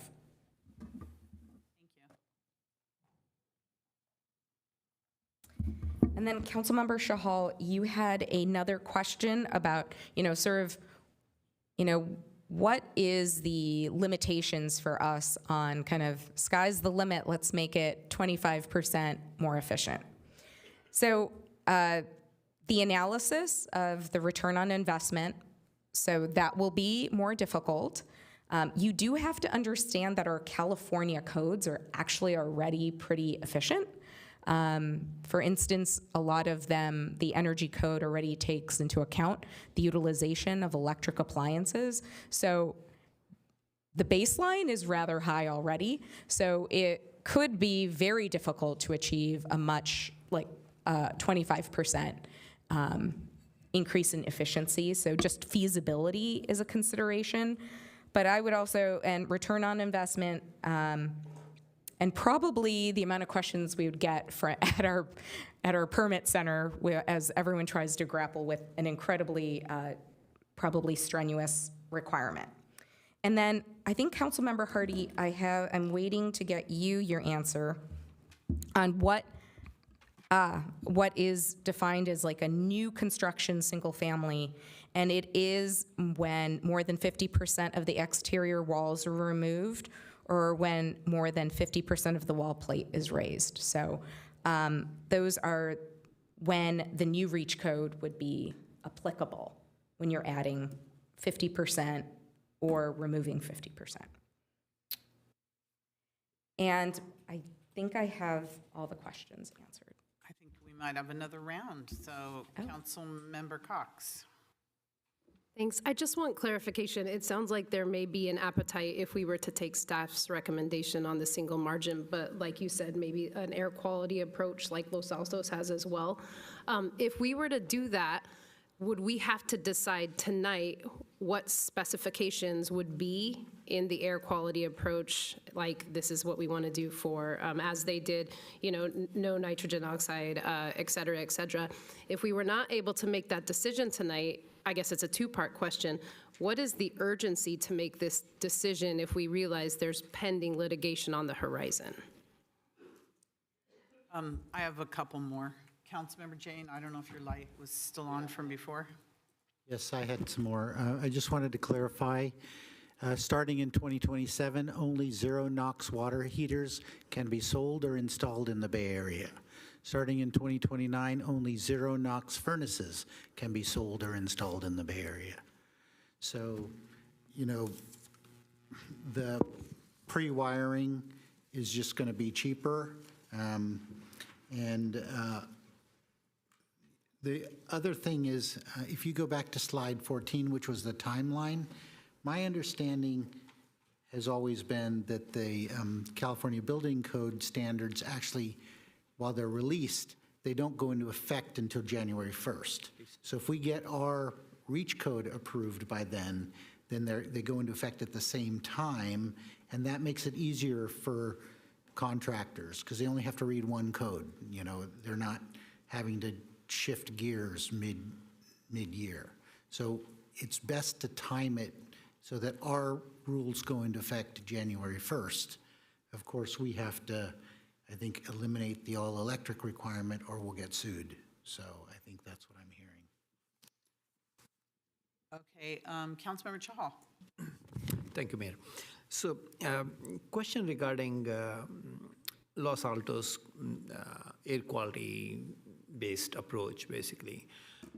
The California Restaurant Association lawsuit, does it only pertains to restaurants only, or it prohibits use of gas for any appliance, other appliances? Because if we follow Los Altos air quality approach, we can mandate, okay, you'll have to use HVAC, heat pump, and all those things. But does that conflict with that Circuit 9 ruling that no, you cannot? They have an option to use gas on those one also. That's my question, legal question. And that's it for that round. Yes. So, Councilmember Cox, I think staff's recommendation is to not combine a performance approach with a no NOx approach or air quality approach. I haven't seen any cities do that, and I'm still thinking about that. that would be difficult. Yeah, yes. With that, I think we should turn to the city attorney to talk a little bit about Los Gatos and potential liability. Yeah, and I'll just comment briefly on it. I think it was mentioned in the staff report as well. The Berkeley decision really specifically applied to the requirement for all electric service to new construction based on preemptive federal requirements, and whether or not that ruling might be extended to the kinds of policies adopted by Los Gatos, I don't want to say, because I don't want to undermine any arguments and analysis that they've done much more substantially than we would have had to that particular form of regulation surviving a legal challenge. But we think there's more vulnerability in that than in the structure that we're recommending that I think I'm hearing staff say is more pragmatic and suited to our current circumstances here, and we feel like is more likely to pass legal muster.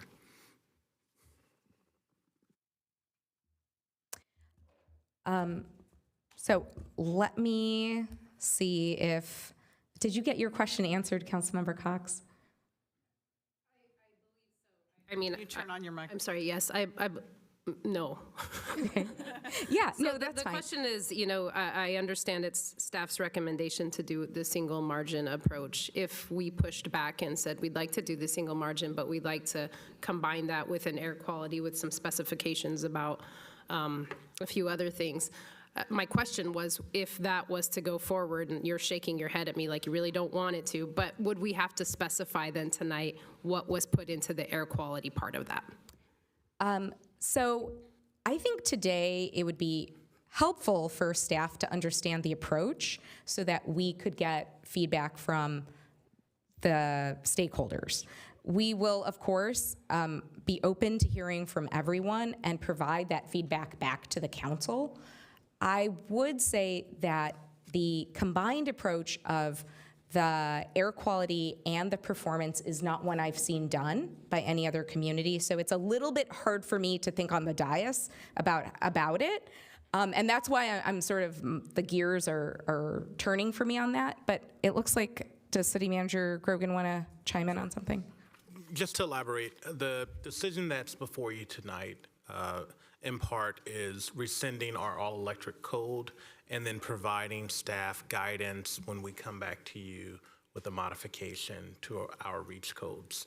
And so certainly the council could say, we like the single margin approach, or the council could say, we like the single margin approach, but also look in to maybe a combined approach. And we would then bring you back an analysis of that potential risks as well as benefits, and a decision could be made at that time. But what we always endeavor to do is to bring you back options and alternatives. But happy to take any feedback that you have as a body. Thank you. I think that's, oh, did you have more, Rena? I think that's it. That was it. Madam Mayor, I just had one additional comment. Xander heard in a more nuanced way Member Chahal's question about the CRA lawsuit and whether or not it applied to just stoves or all appliances. It applies to all appliances. Okay. Thank you. I'm going to go to, oh, I'm sorry, Councilmember Gonzalez. I was going to make a comment. Thank you, Rena, for the report. I think it's always better to be in safe harbor, and so thank you to our attorney as far as kind of helping us with the understanding as far as what would be better for us to be in, so that we don't have any potential liability or litigation in the future. And I don't know if we're ready for a motion. I will. Not yet. We'll go to the public first, and then we'll come back, and I'll come to you if you want to make a motion. Very good. Now it's time for the public. Elaine, you're first up. Welcome back. Hello again. Yes. I'd like to mention again that I am a member of the Silicon Valley chapter of the Climate Reality Project, which is a nonprofit organization co-founded by Vice President Al Gore, and it has chapters around the world. I thank the city leadership for your efforts to help address climate change, and I support the resolution. I would like to have this staff look into a combined energy performance approach with possibility of adding air quality requirements. It's practical. The energy performance approach is a practical and flexible way to encourage the use of electricity rather than gas. It makes sense to have different requirements for different categories, types and sizes of buildings, and the required margins should be set to be reasonably achievable for each building category while still strongly incentivizing electricity over gas. I also think the air quality requirements for cooking appliances and dryers are very important to have these, to mandate the zero emissions of the nitrogen oxides, or NOx. As Councilmember Jane stated, the Bay Area Air Quality Management District already has approved zero NOx rules that are being phased in starting 2027, but they apply only to furnaces and water heaters. So we need our own code to cover other gas appliances. And the zero NOx requirements are important to reduce not only greenhouse gas emissions, which NOx is, and also to eliminate this indoor air pollution that's unhealthy, especially for young kids, as Councilmember Jane mentioned. And a lot of people aren't aware of how toxic so-called natural gas actually is.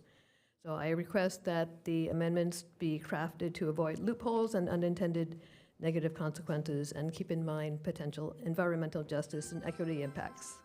Thank you. Thank you, Ms. Lee. Do we have any other, I don't see, no one online. Thank you, and the staff has heard your comments, council's heard your comments. We'll take them into consideration. Thank you very much for that. All right, I don't see any other members of the public that would like to speak, so Councilmember Gonzalez.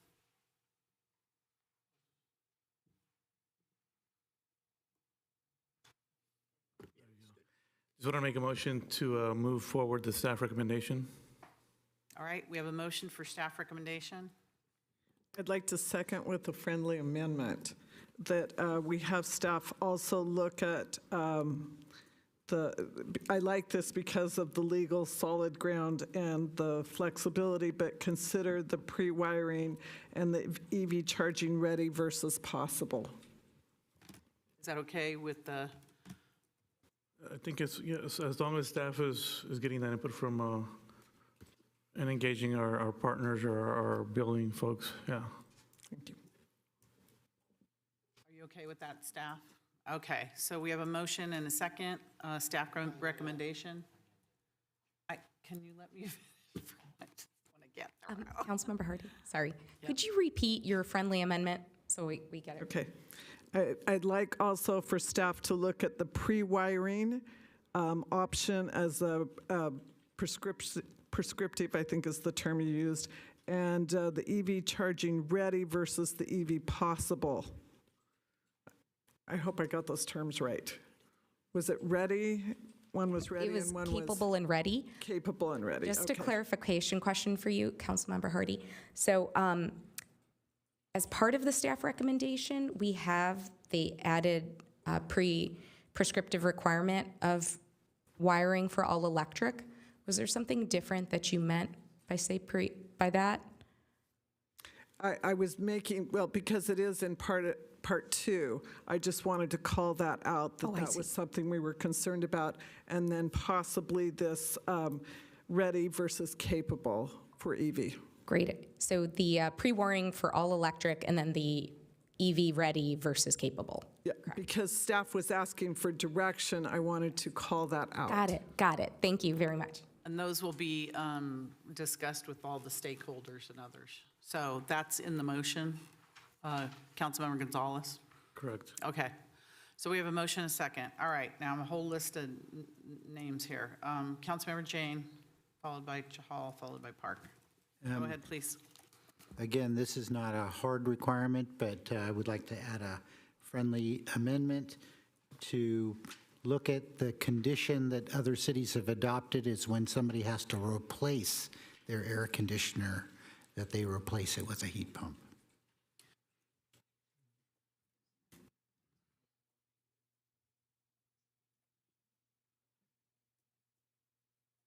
Staff of city manager. Just a clarification, is the request that a friendly amendment be made that staff look into adding in a requirement that any time a gas furnace is replaced, it's replaced with a heat pump, or anytime any furnace is replaced, it's replaced with a heat pump? Anytime an air conditioner, because a heat pump basically is an air conditioner. Anytime It can work in reverse. So it's almost no cost difference between replacing an air conditioner with an air conditioner versus replacing an air conditioner with a heat pump. Okay. Because a heat pump gives you both. Yeah. But may require other adjustments, but anytime you're replacing an air conditioner, replace it with a heat pump, which will provide heating and air. Correct. Do we have to add that in, or is that already in, that's going to be discussed? Because otherwise, we'll be here all day adding things into the things that are already going to be discussed. So. And also want to, that is not for new construction, or is that only for new? Replacing, okay. Isn't this for new construction? Retrofitting. Well, I think the friendly amendment would apply to replacement of appliances, not simply new construction. Correct. And so that it is a change, right? The staff's recommendations are for new construction, and the friendly amendment would have a new requirement for replacement of an air conditioner for existing residences. We should bifurcate those, because let's just stick with the new construction first, which is what's on the agenda and what we're talking about, and then that can be a separate motion. I think that's the way we should do this, since we're talking about new construction. Right. Are you talking about adding it to the climate action plan, or are you talking about just another motion tonight? We're talking, what's on the agenda is suspending the all-electric construction requirements for the REACH code. Isn't this for new construction? Right. Is that what's on the agenda tonight? Right. We're talking about a REACH code. A REACH code would cover replacement. Mayor, I think the way to handle this is that it's a request for a friendly amendment, and unless the maker of the motion agrees to the friendly amendment, then it wouldn't be accepted.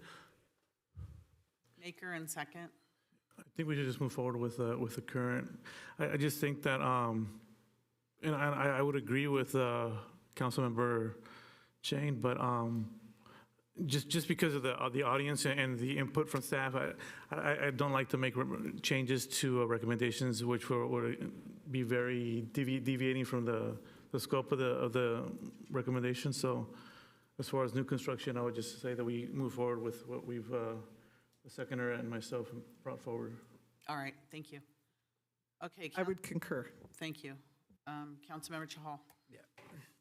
Thank you, Mayor. I just wanted to make some comments, like we are very proactive in taking care of these steps down the line, and we were very proactive in getting all-electric REACH codes at that time when CRA was not there. And I was just reading an article yesterday only. Norway is the country, like last year, 9 out of 10 cars sold were all electric. That's the first country to achieve more than 50% of the cars on road right now are all electric, whereas last year, USA, we only had 8% of electric cars. So unless we incentivize and have this approach, global approach, how we can make these things happen to save the environment for next generation, and these things all pan in, and I just wanted to point out about that. And recently, I changed my water heater, and the rebate helped. Although I still paid more than the gas-based water heater, but I made it a point because of Councilmember Jain, I need to change it to heat pump water heater. The rebate helped, but that's the reason I'm saying, like, if the gap between the rebates and replacing with gas-based water heater is less, that would help everybody else to replace their appliances, like even air conditioner, like heat pump-based air conditioner. They're much more efficient. Like we use less electricity, and they're very high efficiency of those. And I concur with Councilmember Jain. Like if we are replacing that at basically at barely any extra cost, why not put it into the REACH code that all the current so-called less efficient air conditioners to be replaced with heat pump air conditioner? That would be good. Yeah. And if you have to make a separate motion, I'll support Councilmember Jain's motion on that. Thank you. Thank you. Councilmember Park. Yes, my comments were also a clarification. I believe that the 4 items on this, the 4 recommendations are adopt a resolution suspending enforcement of the existing all-electric requirements of the city's REACH code, which is the first one. And then the other 3 are direct staff to prepare, obtain, prepare.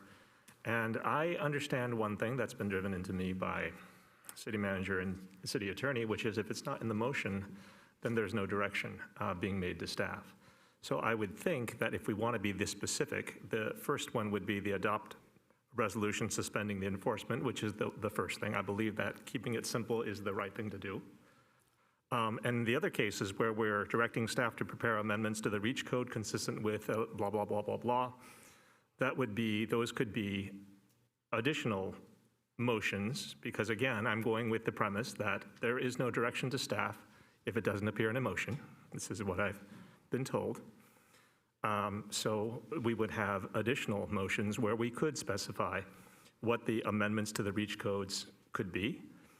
And we could suggest at that time, for example, it states the recommendation is single margin energy performance approach. But if there is, again, appetite for other approaches, other reports to be made, there doesn't have to be just one report given. I understand that takes staff time.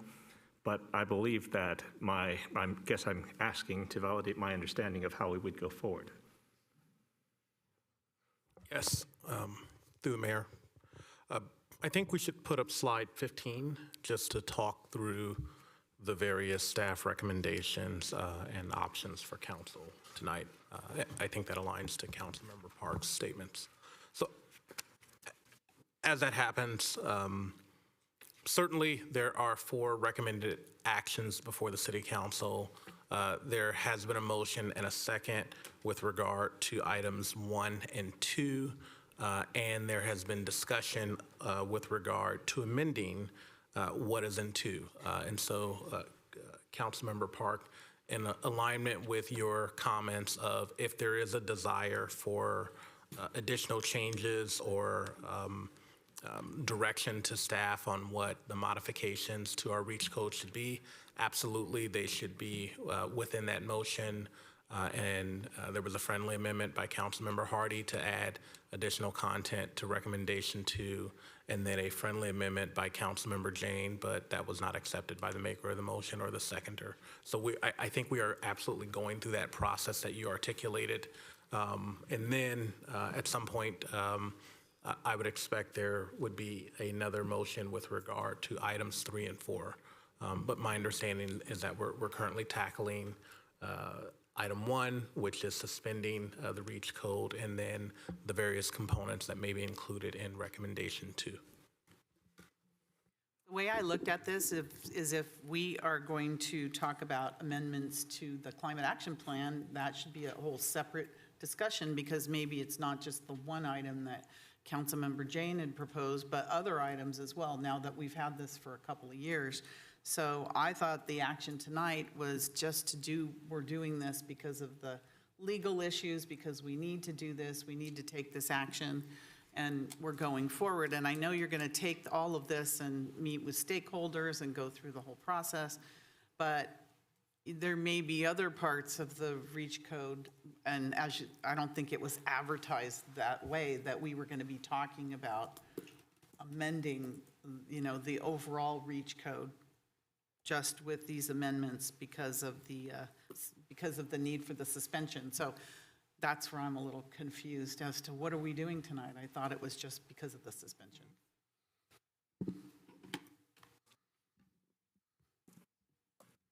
Thanks, Madam Mayor, and I might call Rena back up, as well to orient back towards, what's before you tonight. I know, at least with respect to items 3 and 4, potentially this can all be taken up in one item as well, Madam Mayor, which may have been where you were headed, because really items 3 and 4 particularly are related to they're really implementing aspects of the first 2 items that you took. So we're not revisiting the entire climate action plan. We're only contemplating you, as part of your direction, staff to make corresponding amendments to the climate action plan that would be consistent with the underlying ordinance that you would take. And similarly, the cost effectiveness study would be with respect to the direction you're giving us on the amendments that you're requesting under the REACH code. I'll turn it over to Rena as to whether or not, her sense of what's in front of you are with respect only to the elements of the REACH code that have been rendered unenforceable, or whether or not we were contemplating, broader, direction from you regarding the REACH code. Certainly the focus is those things, Madam Mayor, that you identified. I think to make it clear, I'm going to read what it was, the item as it's advertised to the public. Yeah, sure, and go ahead, Mayor, and I was just, Rena probably will enforce that. But it says here, action on a resolution suspending existing all-electric construction requirements of the REACH code and request for direction on needed amendments to the REACH code and climate action plan in light of recent changes in applicable law. So that's why I thought this was based on the one issue. Now, if it's overall, I would imagine a broader community might have more issues they want to bring up. Mayor, and don't disagree. That's why. Yeah, and don't disagree with you at all on that. The point that I was going to make and returning it back over to Rena was, if there are issues outside of that scope, that can be referrals to staff, for further consideration, but not necessarily part of the direction. Referrals are fine, but when we're saying add this in, change the REACH code, do this, I'm uncomfortable with that in light of how this is advertised. But referrals could be fine. If we can just tell you and consensus, we say, okay, look into that or put that on our list, but. Appreciate that focus, Mayor, and I was just going to, if with your indulgence, turn it back over to Rena, kind of clarify that, to maybe affirm that focus. Right. So with the assumption that the council's interested in suspending the REACH code with the all-electric requirements, the focus is really about directing staff and how we prepare and return with a revised REACH code. And 3 and 4 are implications for what could happen and what is necessary as a part of the revisions that would be brought forward. And as I mentioned, as part of the process for revision, we do need to do a cost-effectiveness study or evidence, and that's what the direction for number 3 is. And with number 4, we do know that there are edits to our climate action plan that are necessary because of this action that's being taken. So connecting the dots for everyone, that by changing our all-electric requirements, we're going to also have to modify our climate action plan. So just in the context of this REACH code change, we know that there's going to have to be a cap, cap changes as well. That said, we are going to do outreach, and I would request that the emphasis be on really the REACH code as opposed to, hey, this is about making changes to the broader climate action plan. While that might be of interest to the council, that's a bigger scope than what we're trying to accomplish with revising the REACH code. So 1 and 2, so when Councilmember Gonzalez made a motion for staff recommendation, it was for this, 1 through 4. With the friendly amendment, I believe, And then for number 2, friendly which is associated with number 2. So 3 and 4 are a result of actions taken in 1 and 2. Correct. Okay. I do want to clarify, because I think there was a little, I did check in with our building official about this concept of replacing a a heat pump for an air conditioner, and I think it is confusing because we are talking about new construction, and that is how our REACH code is set up. That isn't the premise of all REACH codes. If we wanted to do something about replacement, we could do that, but it would obviously not be in relationship to new construction. I just wanted everyone to understand that the REACH code allows us to make changes. It doesn't have to only be related to new construction, but the way that we've constructed our REACH code is around new construction, and to keep it simple. So a replacement would be a different sort of, other things would be applicable than just new construction. Okay. That's why I thought we should separate it, so. All right, so we have, let's see, Councilmember Jane and Park, your lights are still on? Yes, the reason why many cities have adopted what are called burnout REACH codes. So if an appliance burns out, then you have to replace it. And that's well within the California Building Code to do burnout ordinances. But from my perspective is if we abandon the all-electric REACH code, then I'm hearing that we might have trouble meeting our climate goals of carbon reductions, which is why we want to supplant some additional measures, introduce some additional measures so we will be guaranteed or have a higher probability of meeting that 80 by 35. So that's why I was trying to introduce the air conditioner requirement, because it would make it easier for people to then later get rid of their furnace or immediately get rid of their furnace and get off of gas.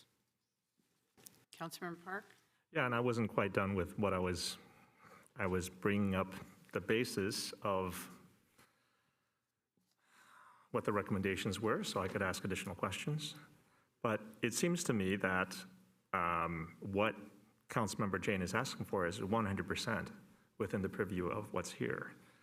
I mean, I'm looking at the item, the motion as it is, which is I'm looking at the adoption of a resolution, and I'm looking at changes that are part of number 2, which is combined with prescriptive requirement to pre-wire developments for future all-electric use. I'm also hearing that we don't have provisions for burnout. We don't have burnout REACH codes, Our REACH codes are more focused on new construction, but if we're going to come up with a REACH code that's all-encompassing and trying to meet our climate goals, maybe we should consider these. And in that case, I would even bifurcate the motion on the table, which is stick with number one in just what number one is, which is adopt a resolution suspending enforcement of the existing all-electric requirements of the city's REACH code, and then separately consider direct staff, because again, I'm going from the premise that direct staff comes from a motion. And if there is no motion that talks about what we're directing staff to do, these referrals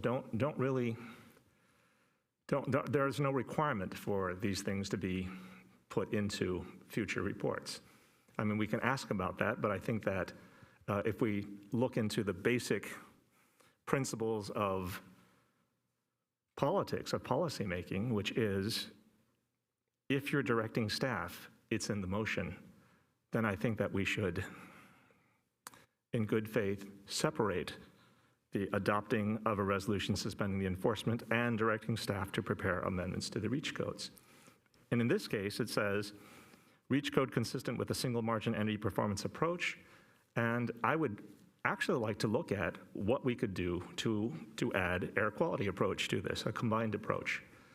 If we looked at one or the other, again, it doesn't mean that we'll adopt one or the other, but I would like to see, when the staff prepares amendments to the REACH codes, I'd like to see some that deal with the air quality as well. I mean, I'm hearing that no one has done a combined approach, but maybe we can look into how and be pioneers in this area for quality and efficiency and the health of our children and the people who live in our houses. And how we could improve the quality of life with a combined approach. And also taking into account changes that have already been enacted for the near-term future, including, we're not going to allow new sales of gas air conditioners, not going to allow sales of gas furnaces. And I think that, if we know that we should prepare for the things that we already know are coming. And what I'm hearing on the table is not that at all. And what I'm reading here doesn't have to include the suggestions that I've heard from this council. And if you want to, I can read them. Take a lot of notes. So in this case, I would like to ask if you would take item 1 in its entirety by itself. And then if we need to, come up with more specific actions that we could direct staff through motions to do for 2, potentially 3 and 4. I think that 2 is a sticking point, and 3 and 4, as you said, kind of come out of the discussion for 2, but I'm not hearing enough of what's of the motion for number 2 to want to support what's on the table.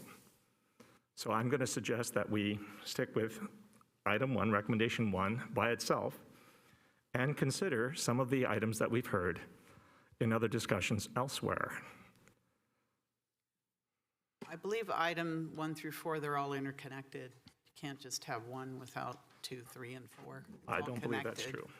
So, city manager, city attorney. Sure. With regard to that question, I'll turn it over to the city attorney. I did want to make 2 brief comments. One, if we step on the balcony, what we're really talking about are environmentally forward policies. And we, like many cities, followed Berkeley after their 2019 adoption and adopted an environmentally forward REACH code that now we know was subsequently overturned, right? And so now we're talking about rescinding that, and we've provided you with 2 additional environmentally forward still approaches, because there are cities that don't have REACH codes at all, right? And so one is a single margin approach, we feel that that is, of the 2 options provided before you, the safest from a legal standpoint. The other is a electric preferred, and what you have in the staff report and what the city attorney said is that is more environmentally forward than the single margin approach and may have more risk. And so one of the things that I think the council needs to grapple with is where you want to stand on these environmentally forward policies. Or do you really want to take a stance that is environmentally forward and let the lay of the land really settle down? And while we have mentioned that the Bay Area Air Quality Management District is looking into or has taken some actions to ban the sale of natural gas appliances in the future, it's also important to note that those may face legal challenges as well, right? And so I would just caution us on making on having that information and assuming that it's a fait accompli. You know, there are various stakeholders that have concerns about them. And so know that we are providing you with an environmentally forward recommendation. It's just one that we feel is the most defensible and the best approach in staff's recommendation for now. With that, I think one of the core questions on the table is the city council able to consider additional adjustments to the REACH code that are not solely related to the all-electric building requirement based on how the item was agendized, as well as can the city council provide direction on other changes to the climate action plan that are not contemplated by the all-electric REACH code recension that is before you. So with that, I'll turn that over to the city attorney for guidance. Thank you, Madam Mayor. If I might, hearing the discussion and trying to provide some guidance to help you go forward on this, what I think makes the most sense that gets at everybody's kind of issues is an understanding what I believe the intent was of the maker, you know, of the motion and the seconder of the motion. These 4 items on the slide really are interrelated.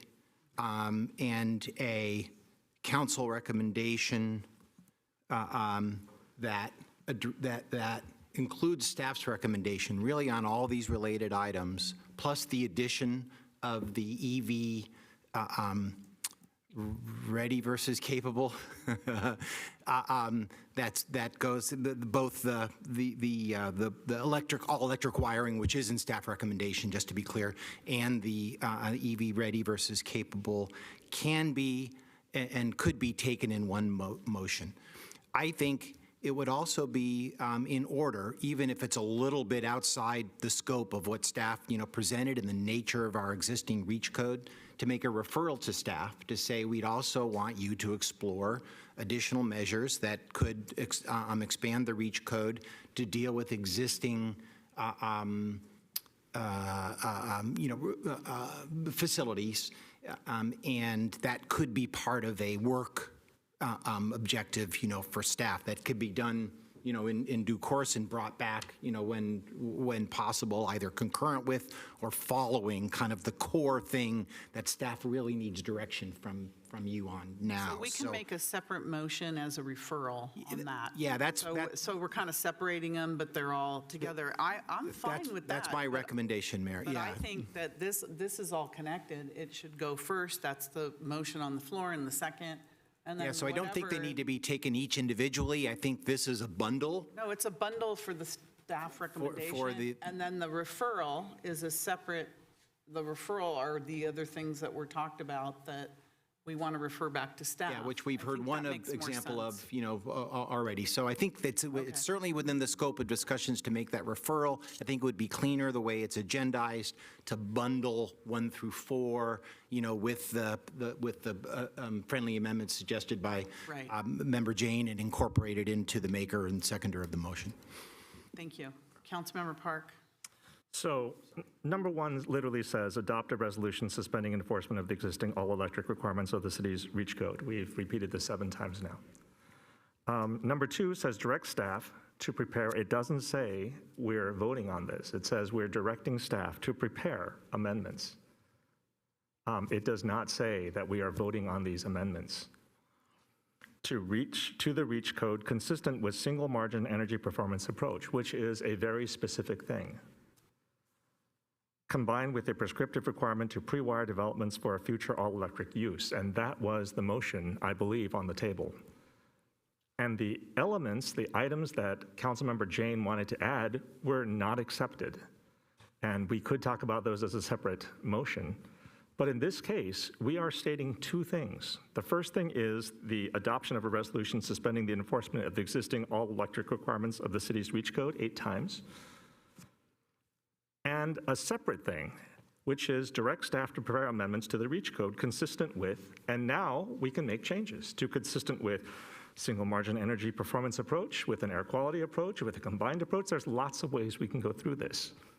And when you say that a more environmentally forward approach may have risk, I don't think there's risk in directing staff to come back with amendments to the REACH code and then direct staff to obtain a cost-effectiveness study for the proposed amendments to the REACH code and for staff to prepare corresponding amendments to the Climate Action Plan. I don't think there's risk in that at all. I mean, we're talking about the timeliness of this motion. I don't think anyone's putting a lawsuit to the city and saying, we need you to change this now. I think we're trying to be proactive about this. And that being the case, if we're going to be proactive and we shouldn't be running from a lawsuit, we should be running towards a climate action plan that gets us to where we want to be in 2045, carbon neutrality. That being the case, again, I'm going to state that we should accept, number one, because that's what we would like to do. That's what we're trying to get done tonight. And then if we're going to direct staff, then we should direct staff in separate motions to prepare amendments to the REACH code consistent with what the council wants to see in the next meeting, which could be air quality approach, which could be, like, I want to know what the differences are. I want to know if we look at all the options in front of us. Like, it doesn't sound like we've even considered the other approaches or a combined approach, but I would like to see what we could do to get a combined approach. I would like to see what the effects on our REACH codes would be. I'd like to hear what the cost effectiveness is, and not just cost effectiveness, I'd like to see a report on air quality, on effect on children in housing. I'd like to see what the effect is on that, and that, to me, bifurcates these two. Like, they are interrelated, that's true, but they're not locked together. Like, if we make changes, we suspend the enforcement of the all existing electric requirements, we want to make changes to the REACH code because we still want to meet our climate action plan. We still want to meet our goals. And that being the case, I think what Councilmember Jane is requesting is we put more things on the table to make the achievability of those goals higher, since we're reducing them, the achievability, by reintroducing gas. So that being the case, I'm going to suggest we look at one, accept one, vote on one by itself, and then allow council members to make suggestions on what two could be. And then 3 and 4 would kind of, I agree, kind of fall out from what 2 has. But there is nothing that locks them together. They're tied together because we could just drop the enforcement of the existing all-electric code. But the reason that we want to prepare amendments is because we'd still like to meet our climate action plan. So we see how they're related, but they're not locked together. And I don't understand why we're not even considering keeping these separate. Sure, understood. Go Through the mayor. Before I call for the question. I have a suggestion. There has been a desire on council to take it as a package. There's been a desire to take them one by one with item 1 first. The motion on the floor, reminder, is for the package. Right. And so if there is no desire to do otherwise, that's fine.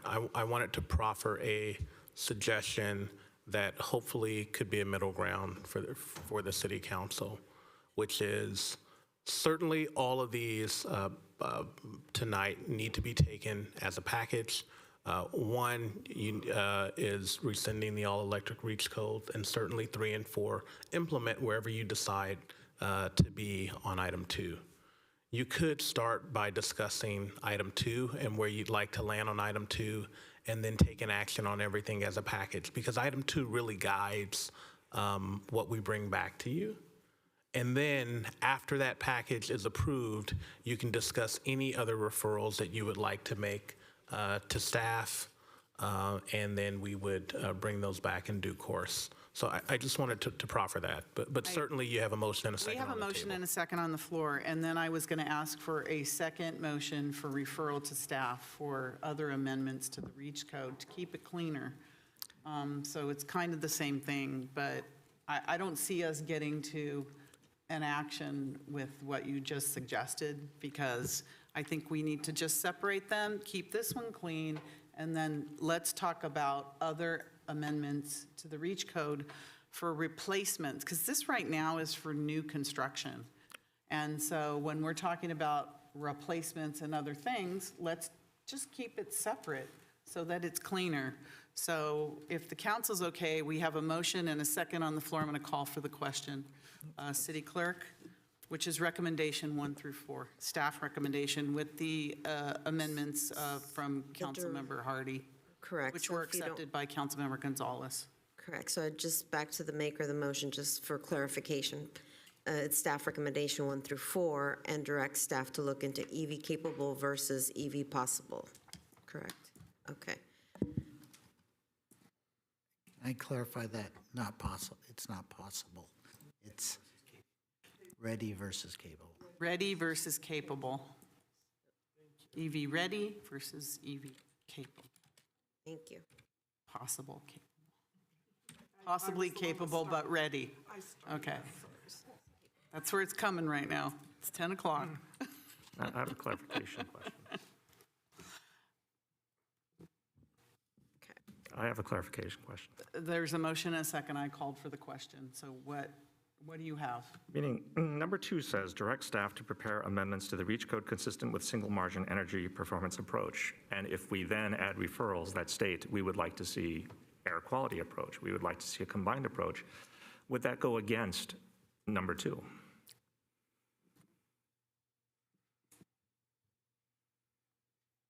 I don't know, but I've called for the question already, so Well, I'd like to we're hear an going to answer vote, and then we can take in all the other considerations in the next motion.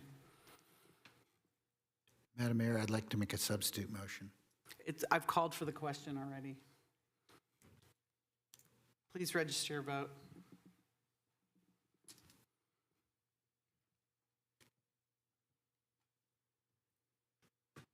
And that passes 5-2. Thank you. All right.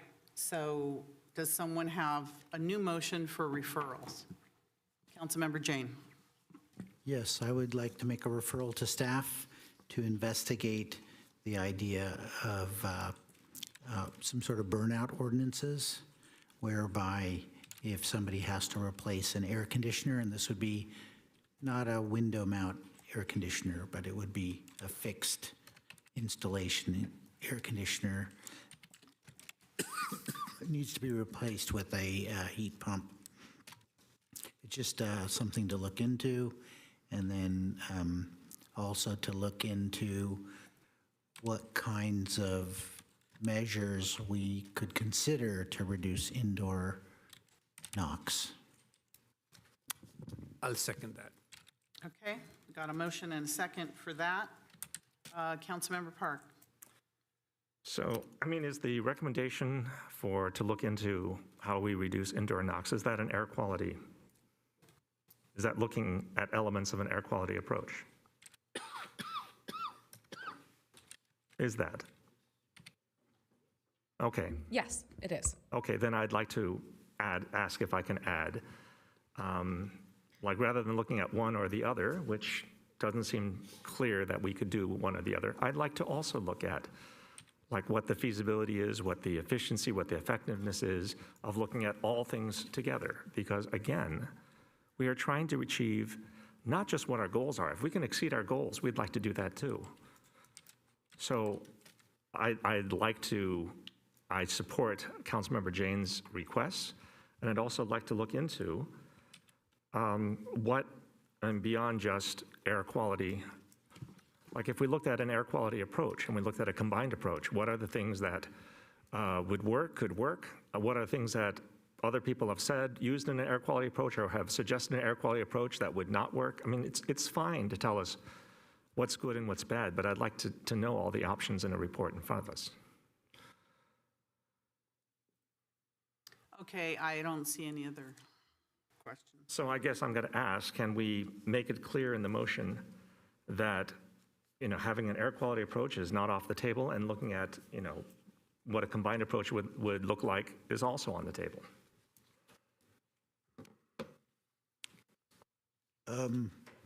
I'm fine with that if staff feels that they can support all that work.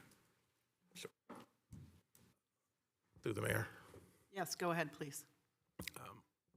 Staff would ask for additional clarification on what's requested. The request sounds broad, almost as a complete reassessment of our climate action plan. And so staff would need certainly clearer direction, unless that is the intent, is to take a wholesale relook at our climate action plan to achieve additional air quality goals, which is, I think, one of the main thrusts of a climate action plan. So a little unclear on what the amendment is, so request for additional clarity. Yeah, I think some, often water heaters are indoor. The gas water heaters are indoor. So if you wanted to reduce NOx in the house, you could maybe require that the water heater be externally vented or something like that. It just look at measures where we could reduce the indoor NOx because it is a health hazard. Sure. So the request is to look at indoor ways to reduce indoor NOx. That's correct. Okay. Understood.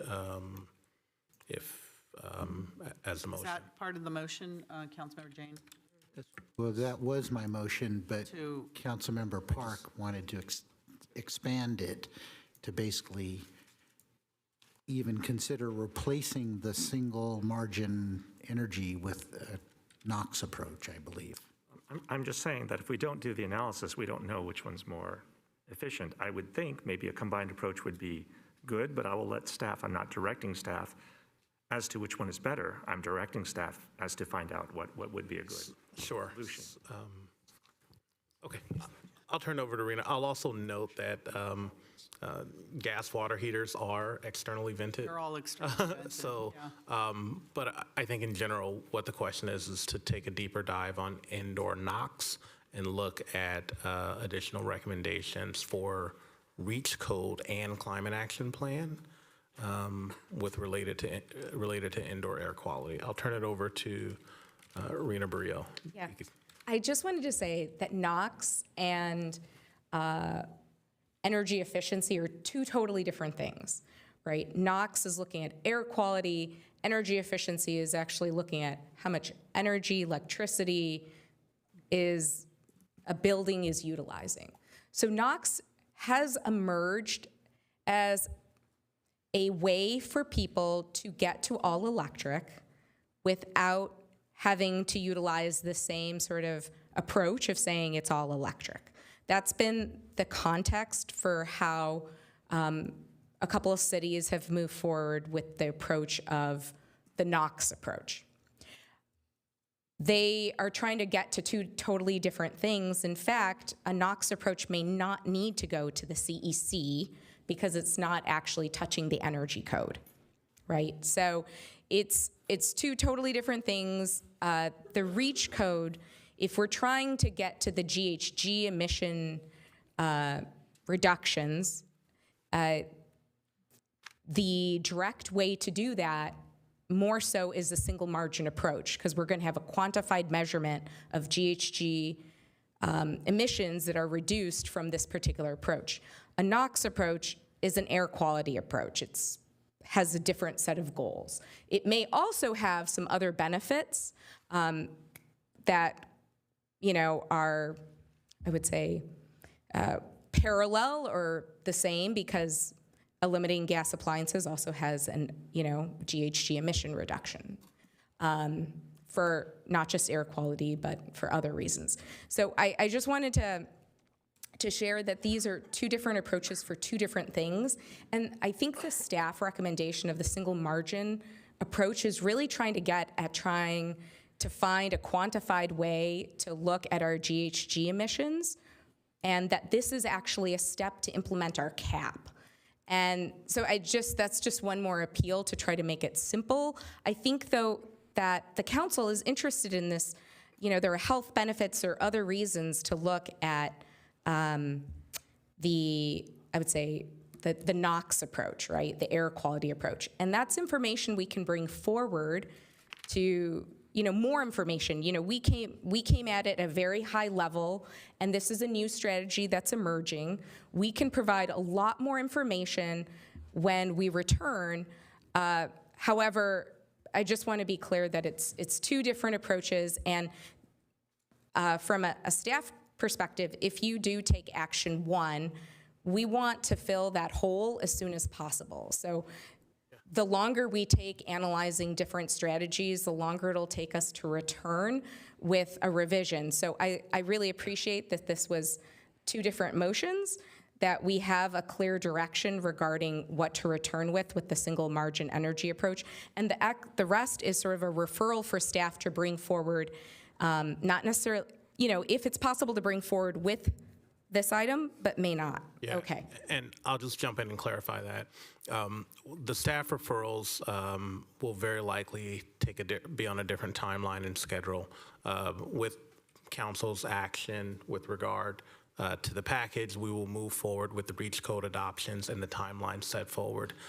The item that's on the table now and any other referrals, we will have to take a step back, look at staff's workload, other things we're working on, and bring forward a timeline for that, knowing that we are, at times discussing very broad direction, and we would not want to delay the amendments to the REACH code. That is the main subject of tonight's item.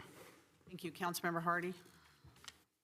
Thank you. That was a lot of what I was understanding, because it sounds like now we're talking now about replacement, a burnout type code, and I did see that having a very different timeline, not the timeline we'd been discussing. So seeing that as something separate, I can feel more comfortable with that, if that was the maker of the motion's intent. Thank you. So can we have the motion and the second? City Clerk, do you have the, Assistant City Clerk, do you have the motion? So what I have here, Just clarify, I have a few more speakers, but just, can you repeat the motion, please? direct staff to investigate the idea of burnout ordinances for replacement of fixed air conditioners with a heat pump, as well as what kinds of measures to reduce indoor NOx. Okay, thank you. Councilmember Chahal. Yeah, thank you, Mayor. With the technology changes, I just take an example of Roundup.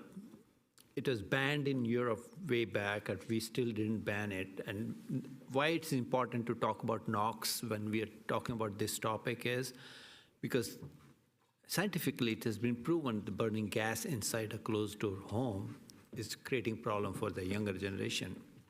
And I fully support that we should be touching this topic. At what priority, that's a different issue, but we should be touching that topic, why it is important for a city like us to talk about eliminating or reducing NOx as much as possible in our households or offices, anywhere for that matter. And that's why it's a directive to the staff. May not be as urgent that we come up with these REACH code, all electric REACH code, but staff should look into that. Look at it like Berkeley passed the all-electric code in 2019. We did it after 2 years, 2021. Although we were very satisfied that we did it finally, but if we can be pioneer, we can be leader in talking about NOx gases, eliminating those, I think that's helpful to our residents, our population, our residents over here. And that's what the goal is. To me, that's what the goal is, basically. So that's the reason I'm trying to support that motion. And depending on the staff bandwidth, we need to look into these aspects. Thank you. Thank you, Councilmember Chahal. Because we do not have a vice mayor, I was asked to step in right now. That's our next motion, next on the agenda. Councilmember Park, you had something to add? I do. I mean, I appreciate what staff is saying, and I appreciate what city management is saying as well. I mean, there were 2 items, my understanding, and I think that was basically vetted by what the city clerk suggested or said, which is we have burnout reach codes or ordinances that handle replacement and not just new construction. So that's one change.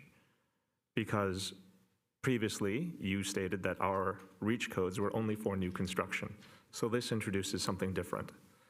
The other thing that was there, and measures to reduce indoor NOx, which is another change, because as you said, we have 2 different, those are the air quality approach and the single, those are 2 different things. We understand that. And that's why it's important to me that we have this discussion, because I understand that because we did not state the air quality approach was a different approach, that was not contained in the previous motion.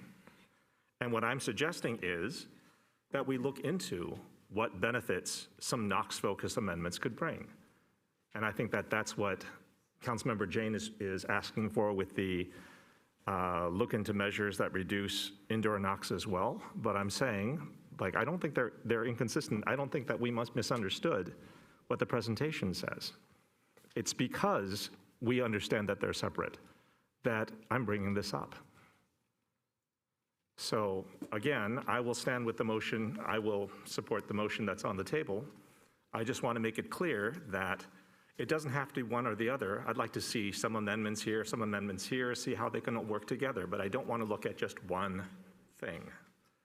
Like, I think we should be looking at as many items as we can, and if we have different timelines for that, that's fine. I mean, we can add, we can change, we can revise, we can update our climate action plan, we can update our reach codes. You know, unless you tell me we can't, I think we can update them, 2 times we're suggesting, 1 time, 3 times, 4 times. But I'm asking that we put in the work to give us the data so that if we do want to make those updates, we can update them in a way that gets us to our climate goals. Better, sooner, faster, more, or maybe just barely meet them. But I'd like to see more than just what was in the previous motion. Okay, is there anyone else on this? We have a motion and a second. I'll go to the public. Is there any member of the public that would like to speak on this? No, Madam I knocked myself out of the, Joe, I need you to help. I have an issue here. All right, so we have a motion and a second. Mayor. Just want to confirm, seconder was Councilmember Chahal? Yes. Okay, thank you. Does anybody need the motion read? I just knocked myself out. What do I press to get back?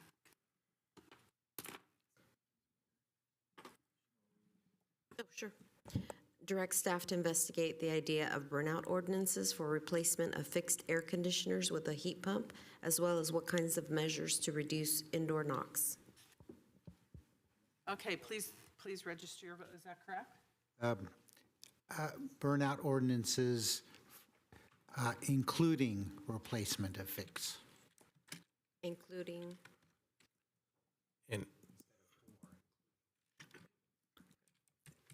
And Mayor, through the mayor, can we say as well as additional measures to reduce instead of as well as what kinds of measures?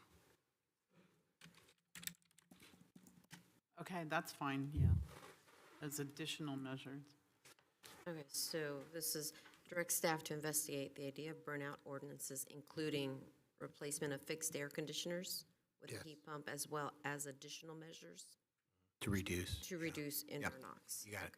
So it's not reflected here, but it is reflected here in the notes, okay? So what's showing on my screen is a different motion. It's because I hit. The earlier one? Yes. It'll be reflected, madam. It'll be reflected, okay, just double What you check. said is good. Yes, I have that right. Okay, so don't read, just listen. Don't look, just listen. Okay. All right, register your vote, please.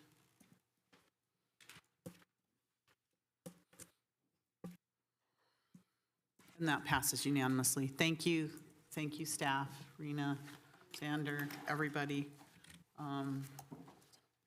Thank you, everyone, on that. That was a lot. Appreciate that. Are we okay? All right. All right, next item we have is action on annual appointment of vice mayor and chaplain.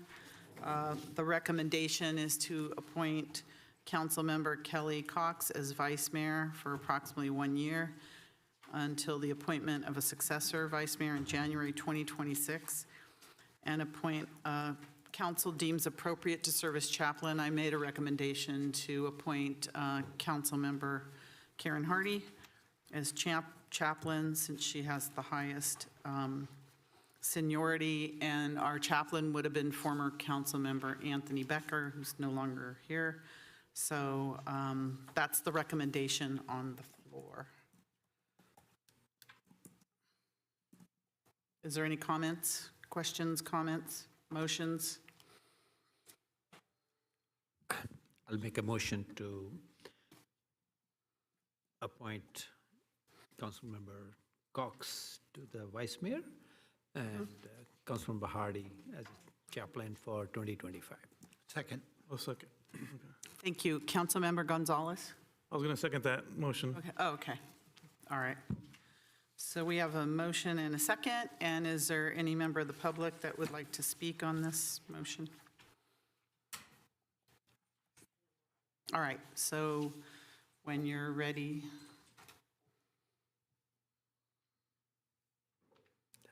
Please register your vote.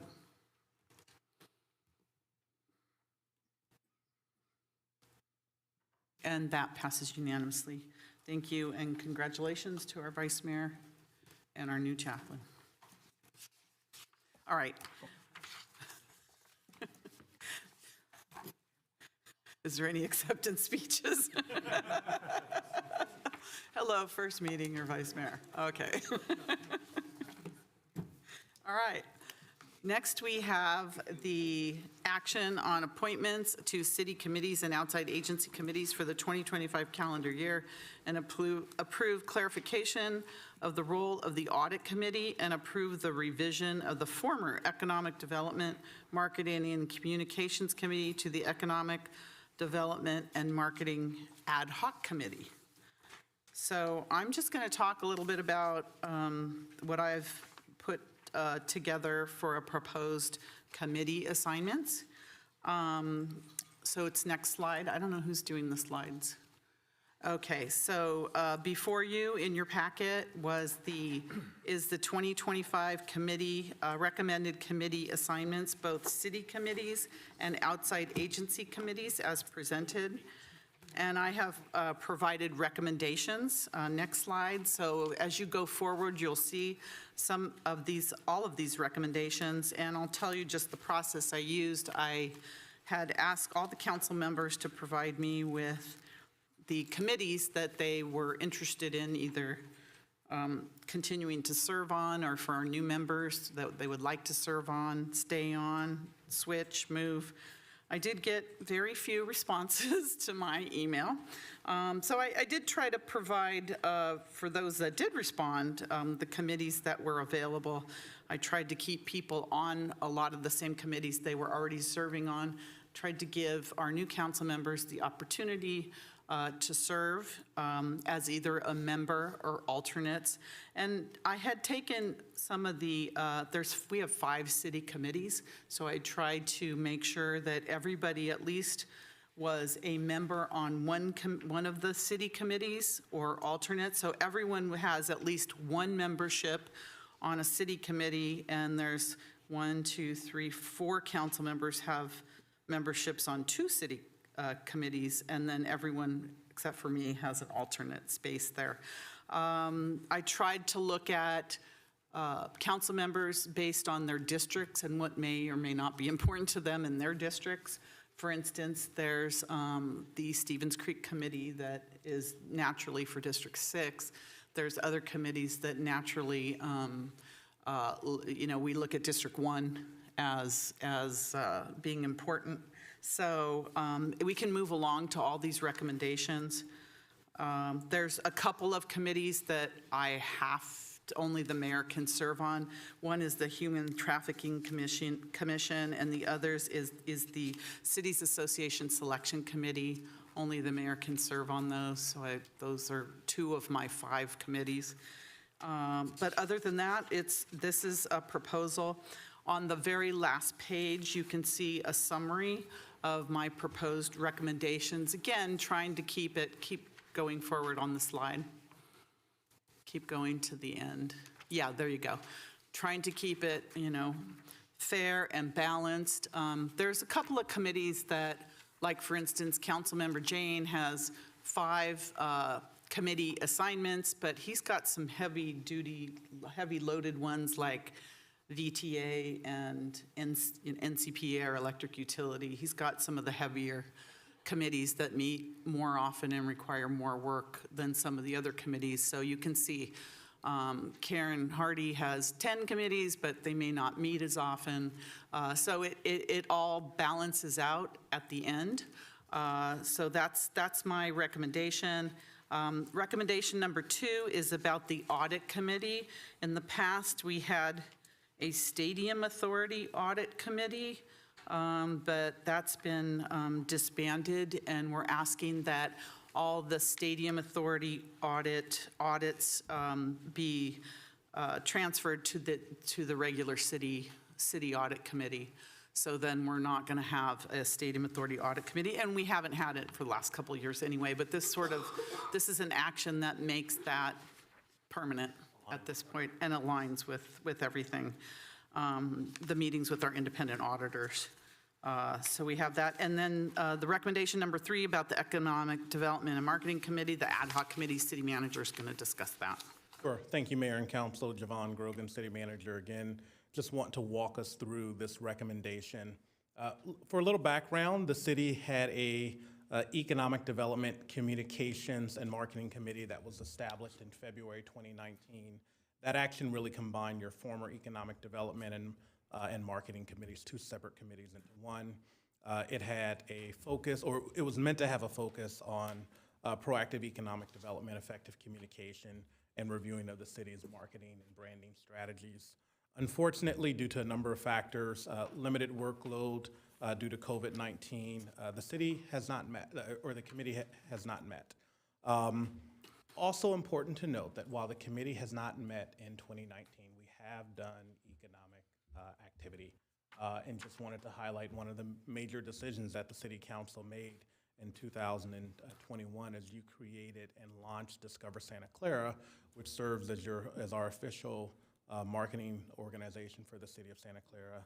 And they raise awareness about Santa Clara and as a Silicon Valley, Bay Area, and Northern California destination of choice for overnight travel as well as visitation.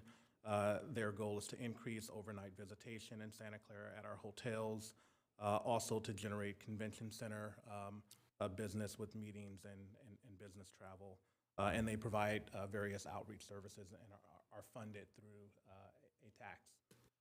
In addition, late last year, the city manager, myself, did take action to restructure a number of positions in the city manager's office and created the position of economic development, of Director of Economic Development and Sustainability, Rena Brio, who was here tonight presenting on sustainability. And so that position did a number of things. It aligned to one of your council priority focus areas, provided a dedicated focus on economic development, but also provides that staffing horsepower that we need to support this committee. And so Rena will be assigned to support this committee. We are recommending a number of changes, all a little minor, but important to discuss. One is actually revising the name, simply removing the word communications from the title. And that's really done to clarify that the primary focus of the committee is economic development and marketing, and of course, communication as it relates to those, but really wanting to avoid confusion with the city's communication division and all the broad services that they provide for media, social media, and print publications internally and how we speak to the community. Also, changing the committee to ad hoc for 2025, so providing a dedicated scope during 2025. That after that, we will assess the continuation, and there is a focus on making it a permanent body, but really using 2025 as a time to do a deep dive look at our economic development program. As many of you know, we do not have a very robust economic development program, and so that's part of the job of our new economic development and sustainability directors to take a look at what we do, but also recommend enhancements to that, and also dovetail that work with the work that the DMO or Discover Santa Clara does. And so one of the items on our work plan on a staff level is to take a deep dive look, and we want to bring those recommendations and have conversations with the committee in 2025, as well as have the committee look at the economic development impact and opportunities of the major events that are planned to come to Santa Clara, Super Bowl and the FIFA World Cup games. And so after the work that we accomplish in 2025, really taking stock and then determining what the committee focuses on a more permanent basis based on what we decide our economic development programs will look like and how that dovetails with other things that we do. We are proposing an adjustment to the committee membership consisting of 3 members, 3 members of the city council, 1 chair, and 2 additional members with 1 alternate member. And the committee would meet at least quarterly, but we think that as we grapple with the 2026 major events and other things, we may actually meet more than quarterly. As a non-Brown Act body, and a number of staff members would be a part to support that. Certainly, as I mentioned, our Director of Economic Development and Sustainability, myself as a city manager, as well as some of our assistant city managers and representatives from the city attorney's office. So that's our recommendation. Really, it's a adjustment to the committee as an ad hoc for 2025, and then we'll look at permitizing that as we go forward. And so the 3 recommendations that are before you are to approve the recommendations for appointments of city council committees and outside agencies as presented or as modified. 2, to approve the clarification of the audit committee, and that's the adjustment to the scope. And then lastly, approve the revisions to the economic development and marketing committee as discussed earlier. Thank you. Thank you. I also want to mention that through our Cities Association of Santa Clara County, which includes all the cities in the county, you all would have gotten an email from Shaylee Cirque asking you if any of you might be interested in serving on more regional bodies that are approved by the and voted on by the Cities Association. And I know I'm one of the voting members on the Cities Association. That's the one committee, the City Selection Committee, but there's a lot of opportunities here, and especially for Santa Clara representatives. One is the Airport Land Use Commission. The other is the Bay Area Air Quality Management District seat. Emergency Operational Area Council, the EOAC. The Santa Clara seat, you would represent Santa Clara, Sunnyvale, and Milpitas. LAFCO, Local Agency Formation Commission. And again, you'd be serving under the Cities Association. Measure A, the Housing Bond, Independent Citizens Oversight Committee. There's an opening for MTC, Metropolitan Transportation Commission.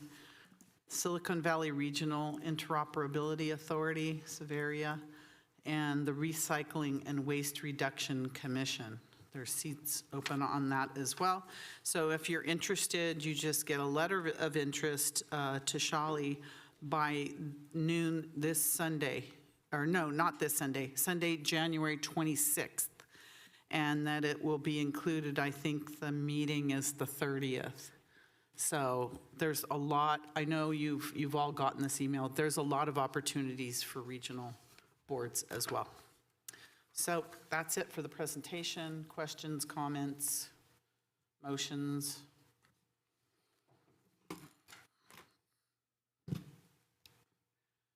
Okay, I can't see because this is in my way. Who put their light on?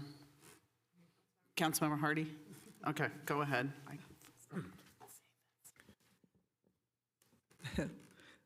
We're having technical difficulties tonight. I really liked that the mayor worked very hard at this. I had just two small changes. NCPA, I was put as an alternate, but because I worked so hard on all the regional water quality and sewage situations, I feel like Councilmember Chahal would be a better alternate to Councilmember Jane for the NCPA, so I would make that suggestion.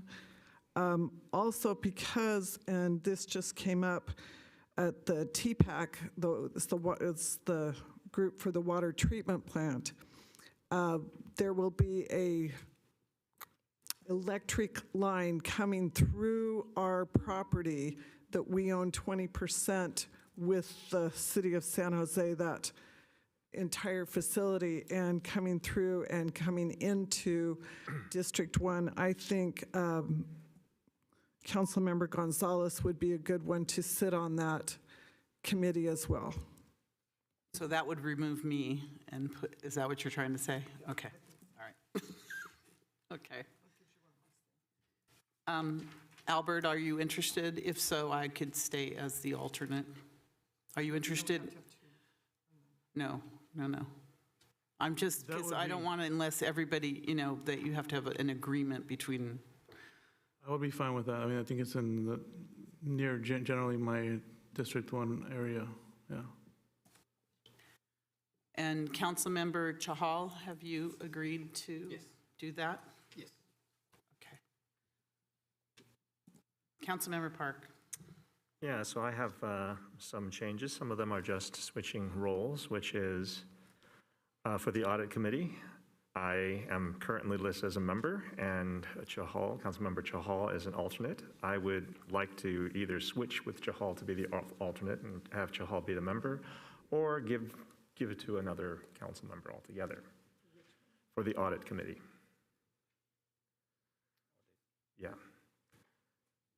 And I don't know if people want to process that, but that is also true for NERC, which is I'm currently a member. I'm willing to switch with Councilmember Gonzalez, who is currently an alternate, or give to another council member altogether if somebody has a burning desire to be on NERC. And for governance, I'm currently listed as chair. I would like to switch chair and be a member, perhaps with Councilmember Jane being the chair, as Councilmember Chahal was the chair previously. Is somebody, Yeah, is somebody keeping track of this stuff? I can't do it fast enough. Yeah, It sounds like there's agreements here, so. So I am keeping track, except I missed the first one that you mentioned. which is the audit committee, which is I'm currently a member, but I would like to switch, Who is switching that?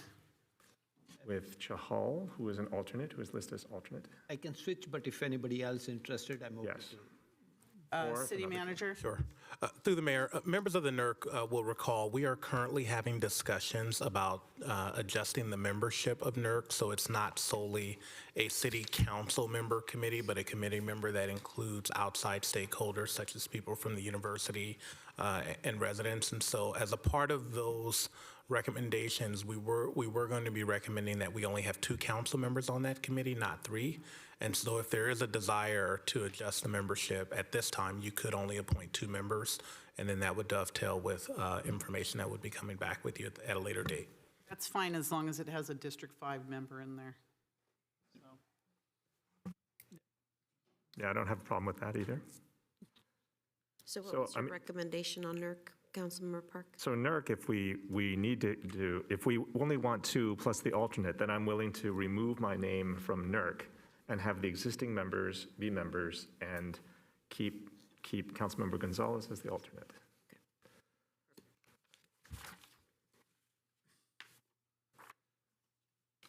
And then governance, you mentioned. And I said that I'm currently listed as chair. I would like to switch, and the member that makes the most sense would be Councilmember Jane. Do you agree to that? Okay. For economic development, like I have been on the economic development, the previous incarnation of the economic development and marketing, and we haven't met for 2 years, and I have great interest to remain on that and see what the changes could bring. I understand city manager said the intent is to make this a full-time committee, but I'd like to be part of that. I have 3 members on that already. I'm on there, and I'd like to stay on there. Councilmember Gonzalez is on there because some of the focus is going to be on Super Bowl and World Cup, so District 1 needs to be in there. And Councilmember Cox has requested to be on the Economic Ad Hoc Committee in her role, especially working at Santa Clara University. So unless any of the 3 members, does anyone want to agree to both myself and Councilmember Cox, that's our only city committees that we're on. You already have 2 city committees, Councilmember Park, and Councilmember Cox and I have 1. Councilmember Gonzalez has 2, but I think it's important, I don't know how he feels about it, but I think it's important to have a District 1 representative there because of the World Cup and Super Bowl. So I've been looking at membership when I looked at these changes as well, and I've effectively taken myself off of many of the city committees. like what? Which committee have you taken yourself off of? The audit City committee. Yeah, well, it's NERC. We just did that. That's not a city committee, It's not a city committee? outside committee. Well, then of the ones that are here, I There's audit. The Yes. city committees are on the front. American ADA. Audit, bicycle, economic development, and governance. Those are the city committees. And so I tried to make it fair that everybody has at least one city committee to serve on. So Mayor, Yes. I know Councilman Park wanted me to be on the audit. If anybody else want to be on the audit, I'm okay with it. If anybody who does not have on the city committee, I'll be okay to remove myself from the audit. Councilman Park already wanted me to be on the audit, but if anybody else want to be, I'm okay with it. I can still be an alternate, that's okay. Not hearing any takers.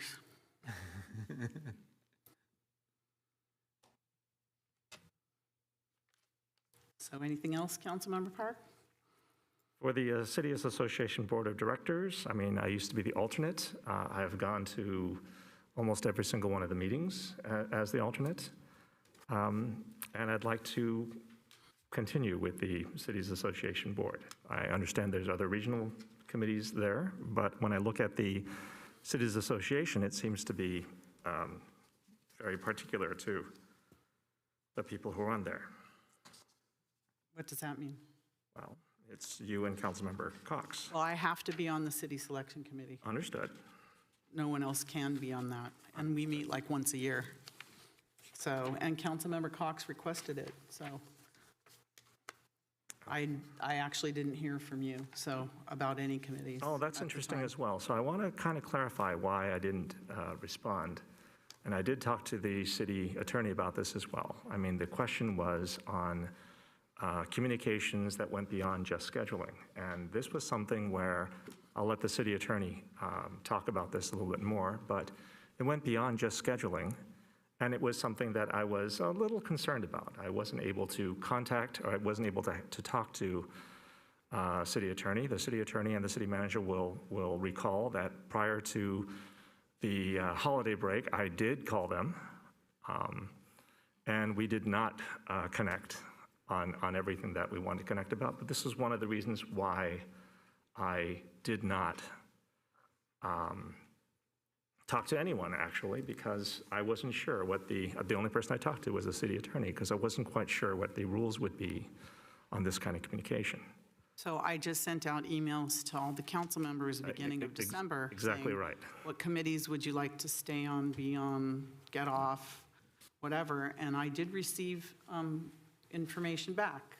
That was it, from individual council members about what committees they wanted to stay on or be off of or that. So, and then there was a couple council members that had submitted their requests, but I had already, it was past my internal deadline, and I had already submitted the request for the staff report. I had already put in the recommendations. Understood. And I believe that this is the meeting at which we can discuss the assignments and our desires openly. So this is what I'm doing. Okay, anything else? And then for the Police Activities League, I would like to at least be the alternate. That's fine with me. Okay. I will switch with you. Okay. Okay? But for Got the that? Cities Association, for either the Legislative Action Committee or the Board of Directors, I would like to remain in consideration. The Legislation Action Committee meet right before the Board of Directors meet. And I'm sorry, my hand was raised and I was sorry, I gonna- can't- No, oh, no, there no, you I are was going now, to I say see the it. exact same thing, that my interest in it, one was, I think, you know, hopefully what you guys will find about me as we move forward is public speaking is one of my skills, and representing our city would be an honor for me. That's why I was interested in taking the board position there. But because the legislative group met right before it, that was a natural fit for it. So I would recommend there is a group of positions available that you apply, because I have a vote and would want a Santa Clara resident on, Santa Clara council member on any of these committees. So there's a bunch of them. Just get your application in for the Cities Association to represent the Cities Association. Understood. Okay, anyone else? So I guess the question is, for audit, it sounds like that's straightforward. For NERC, that sounds like it's straightforward. For governance, sounds like it's straightforward. For economic development, doesn't seem like there are any takers. For Cities Association, doesn't seem like there's any takers. And for Police Activities League, it looks like I can be the alternate. You can be my taker. Yes, and before we go on, I would like clarification from the city attorney because of the questions that I asked about specifically these kinds of communications. Yes, Madam Mayor. Member Park did recently make inquiries with me about those types of communications, and I told him that I appreciated his sensitivity, to communications that might ultimately be amongst a quorum or more, of council members.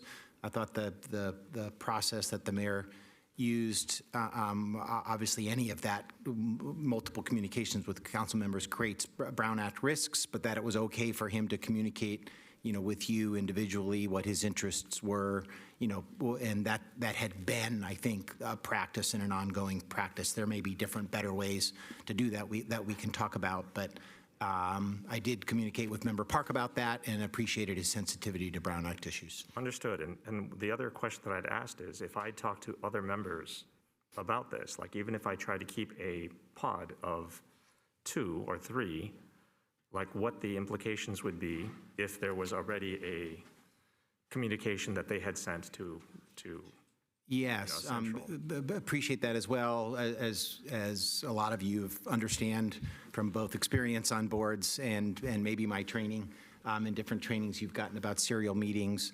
to the extent you're communicating with a number of people that is approaching a quorum but not exceeding the quorum, you do need to be careful about making that next communication about the same topic to achieve a quorum. So if individual council members are talking amongst themselves about, how they want to arrange, what they might agree on what boards they should represent, they should be careful not to then communicate that to a fourth member, even the mayor, in that communication. So I think Member Park was appropriately, communicating his sensitivity to that issue. and might have been part of your reticence to make the communication that you did. With the understanding that there was already a communication out with potentially all council members, so. Yeah, understood. Thank you. Councilmember Jane? This is one of the cases where the Brown Act really doesn't serve us well, because you create a hub and spoke. If you just, everyone communicates with the mayor, you've now created a hub. We had the same issue when we want to call special meetings. We ended up using the city manager as the hub for that issue so that we didn't create a Brown Act violation. So I actually don't even see how we could do this selection process. Well, I can tell you there was no majority of the council that responded back to me.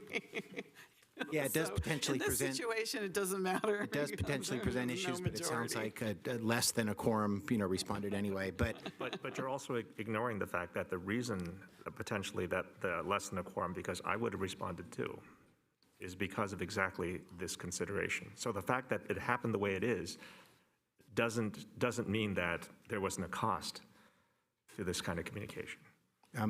appreciate those comments. With respect to the special meeting rules, using a different person as an intermediary doesn't solve it. Luckily, with special meetings, as long as you don't talk substantively about the topic of the meeting, that ends up being a scheduling issue, and that's actually exempt, from the Brown Act. So there is a process, and in fact, a form I worked on with the city clerk that will socialize and get out to you for purposes of calling a special meeting to avoid, that Brown Act issue. But that is a clear exemption under the Brown Act for scheduling purposes. I get how this is different, Member Park, and that your sensitivity is well placed. And again, because we understand that scheduling is the one exemption, and when we can talk about when to meet to talk about an issue, as long as we don't talk about the issue itself. But in this case, the communication was on the action that would be taken. So the fact that we didn't have a quorum is not does not fully explain the situation or how it came about. Yes, I think you're making a different point, and I think I've commented all I need to on Brown Act applicability. Thank you. But it sounds like we need to process maybe next year we can do there. it a little differently, where the city manager sends out the request. Because I've done it this way for the last 9 years, and it was done previous by mayors from all those years. So we can change it up next year. Yeah, Mayor, I appreciate that. I think that is a typical way that it's done. Not here, but and that doesn't mean, I think that's, in a lot of Doesn't different, matter as long as- jurisdictions. But we can always make things better, so we can work on that. As long as the council members have the ability to say what they're interested in, doesn't matter who it goes to, I'll put together, or whoever's mayor at the time will put together a recommended list. So it just has to go somewhere. So Councilmember Hardy. I'd like to make a motion to approve the committee assignments with the changes. I hope somebody got those changes. Yes, I Did was- you get them, Nora? I was looking at Nora to make certain. Because I lost it after 4 or 5. Sure. We've been working on an annotated that we can put up with one clarification with regard to TPAC. It was listed as Karen Hardy and Lisa Gilmore as members. Because I was the alternate, so I'm going to go back to being the alternate. We have that. And Albert Gonzalez will be the member with Karen Hardy. Okay, so it will stay as Karen as Hardy. So one And I'll second, go back to the alternate. we will put up a annotated packet for confirmation. Okay. Thank you, Nora. Yeah, thank you. That's my motion. Do we have a second? Councilmember Gonzalez. Do we want to?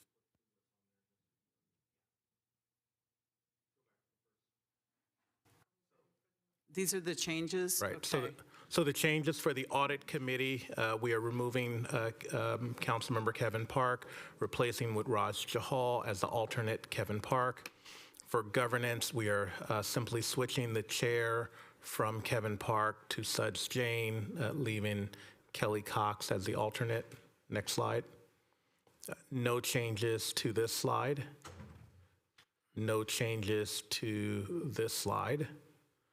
For this slide, for NERC, we are simply removing Kevin Park due to the pending recommendation to adjust the committee membership. If council does not approve that, we will come back and ask you to appoint a third member. For NCPA, we're switching Karen Hardy as the alternate and including Raj Jahal as the alternate. For PAL, we are switching out Mayor Gilmore as the alternate and putting Kevin Park as the alternate. And for TPAC, we are switching Mayor Gilmore as a member, placing her as the alternate, and Albert Gonzalez as a member. Yes. That's the totality of Is that changes it? that you discussed. All right, that looks good. All right, do we have any public members that want to speak on the? No? Do you want to speak? You're here. All right, City Clerk, when you're ready.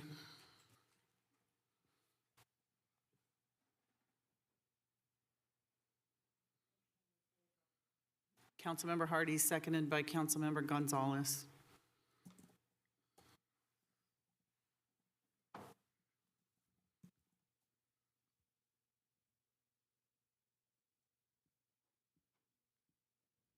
Please register your vote. And that passes unanimously. Thank you, Council. Next, we have reports of members, special committees, and council member 030 requests. Do we have any? Councilmember Hardy? Quick one. There is going to be a water treatment plant tour. If someone is interested, I will be going. That is January 24th at 10 a.m. If you want to go, please let me know.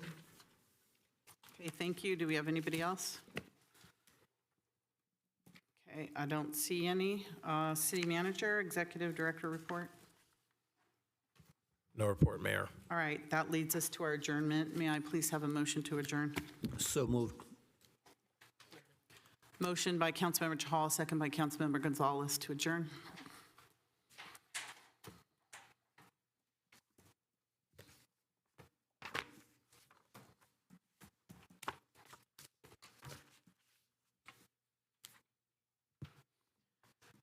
Please register your vote.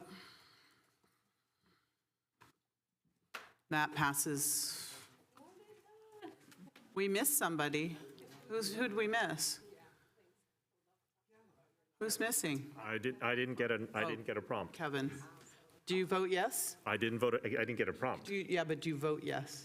I Meeting is adjourned. We have 6 votes.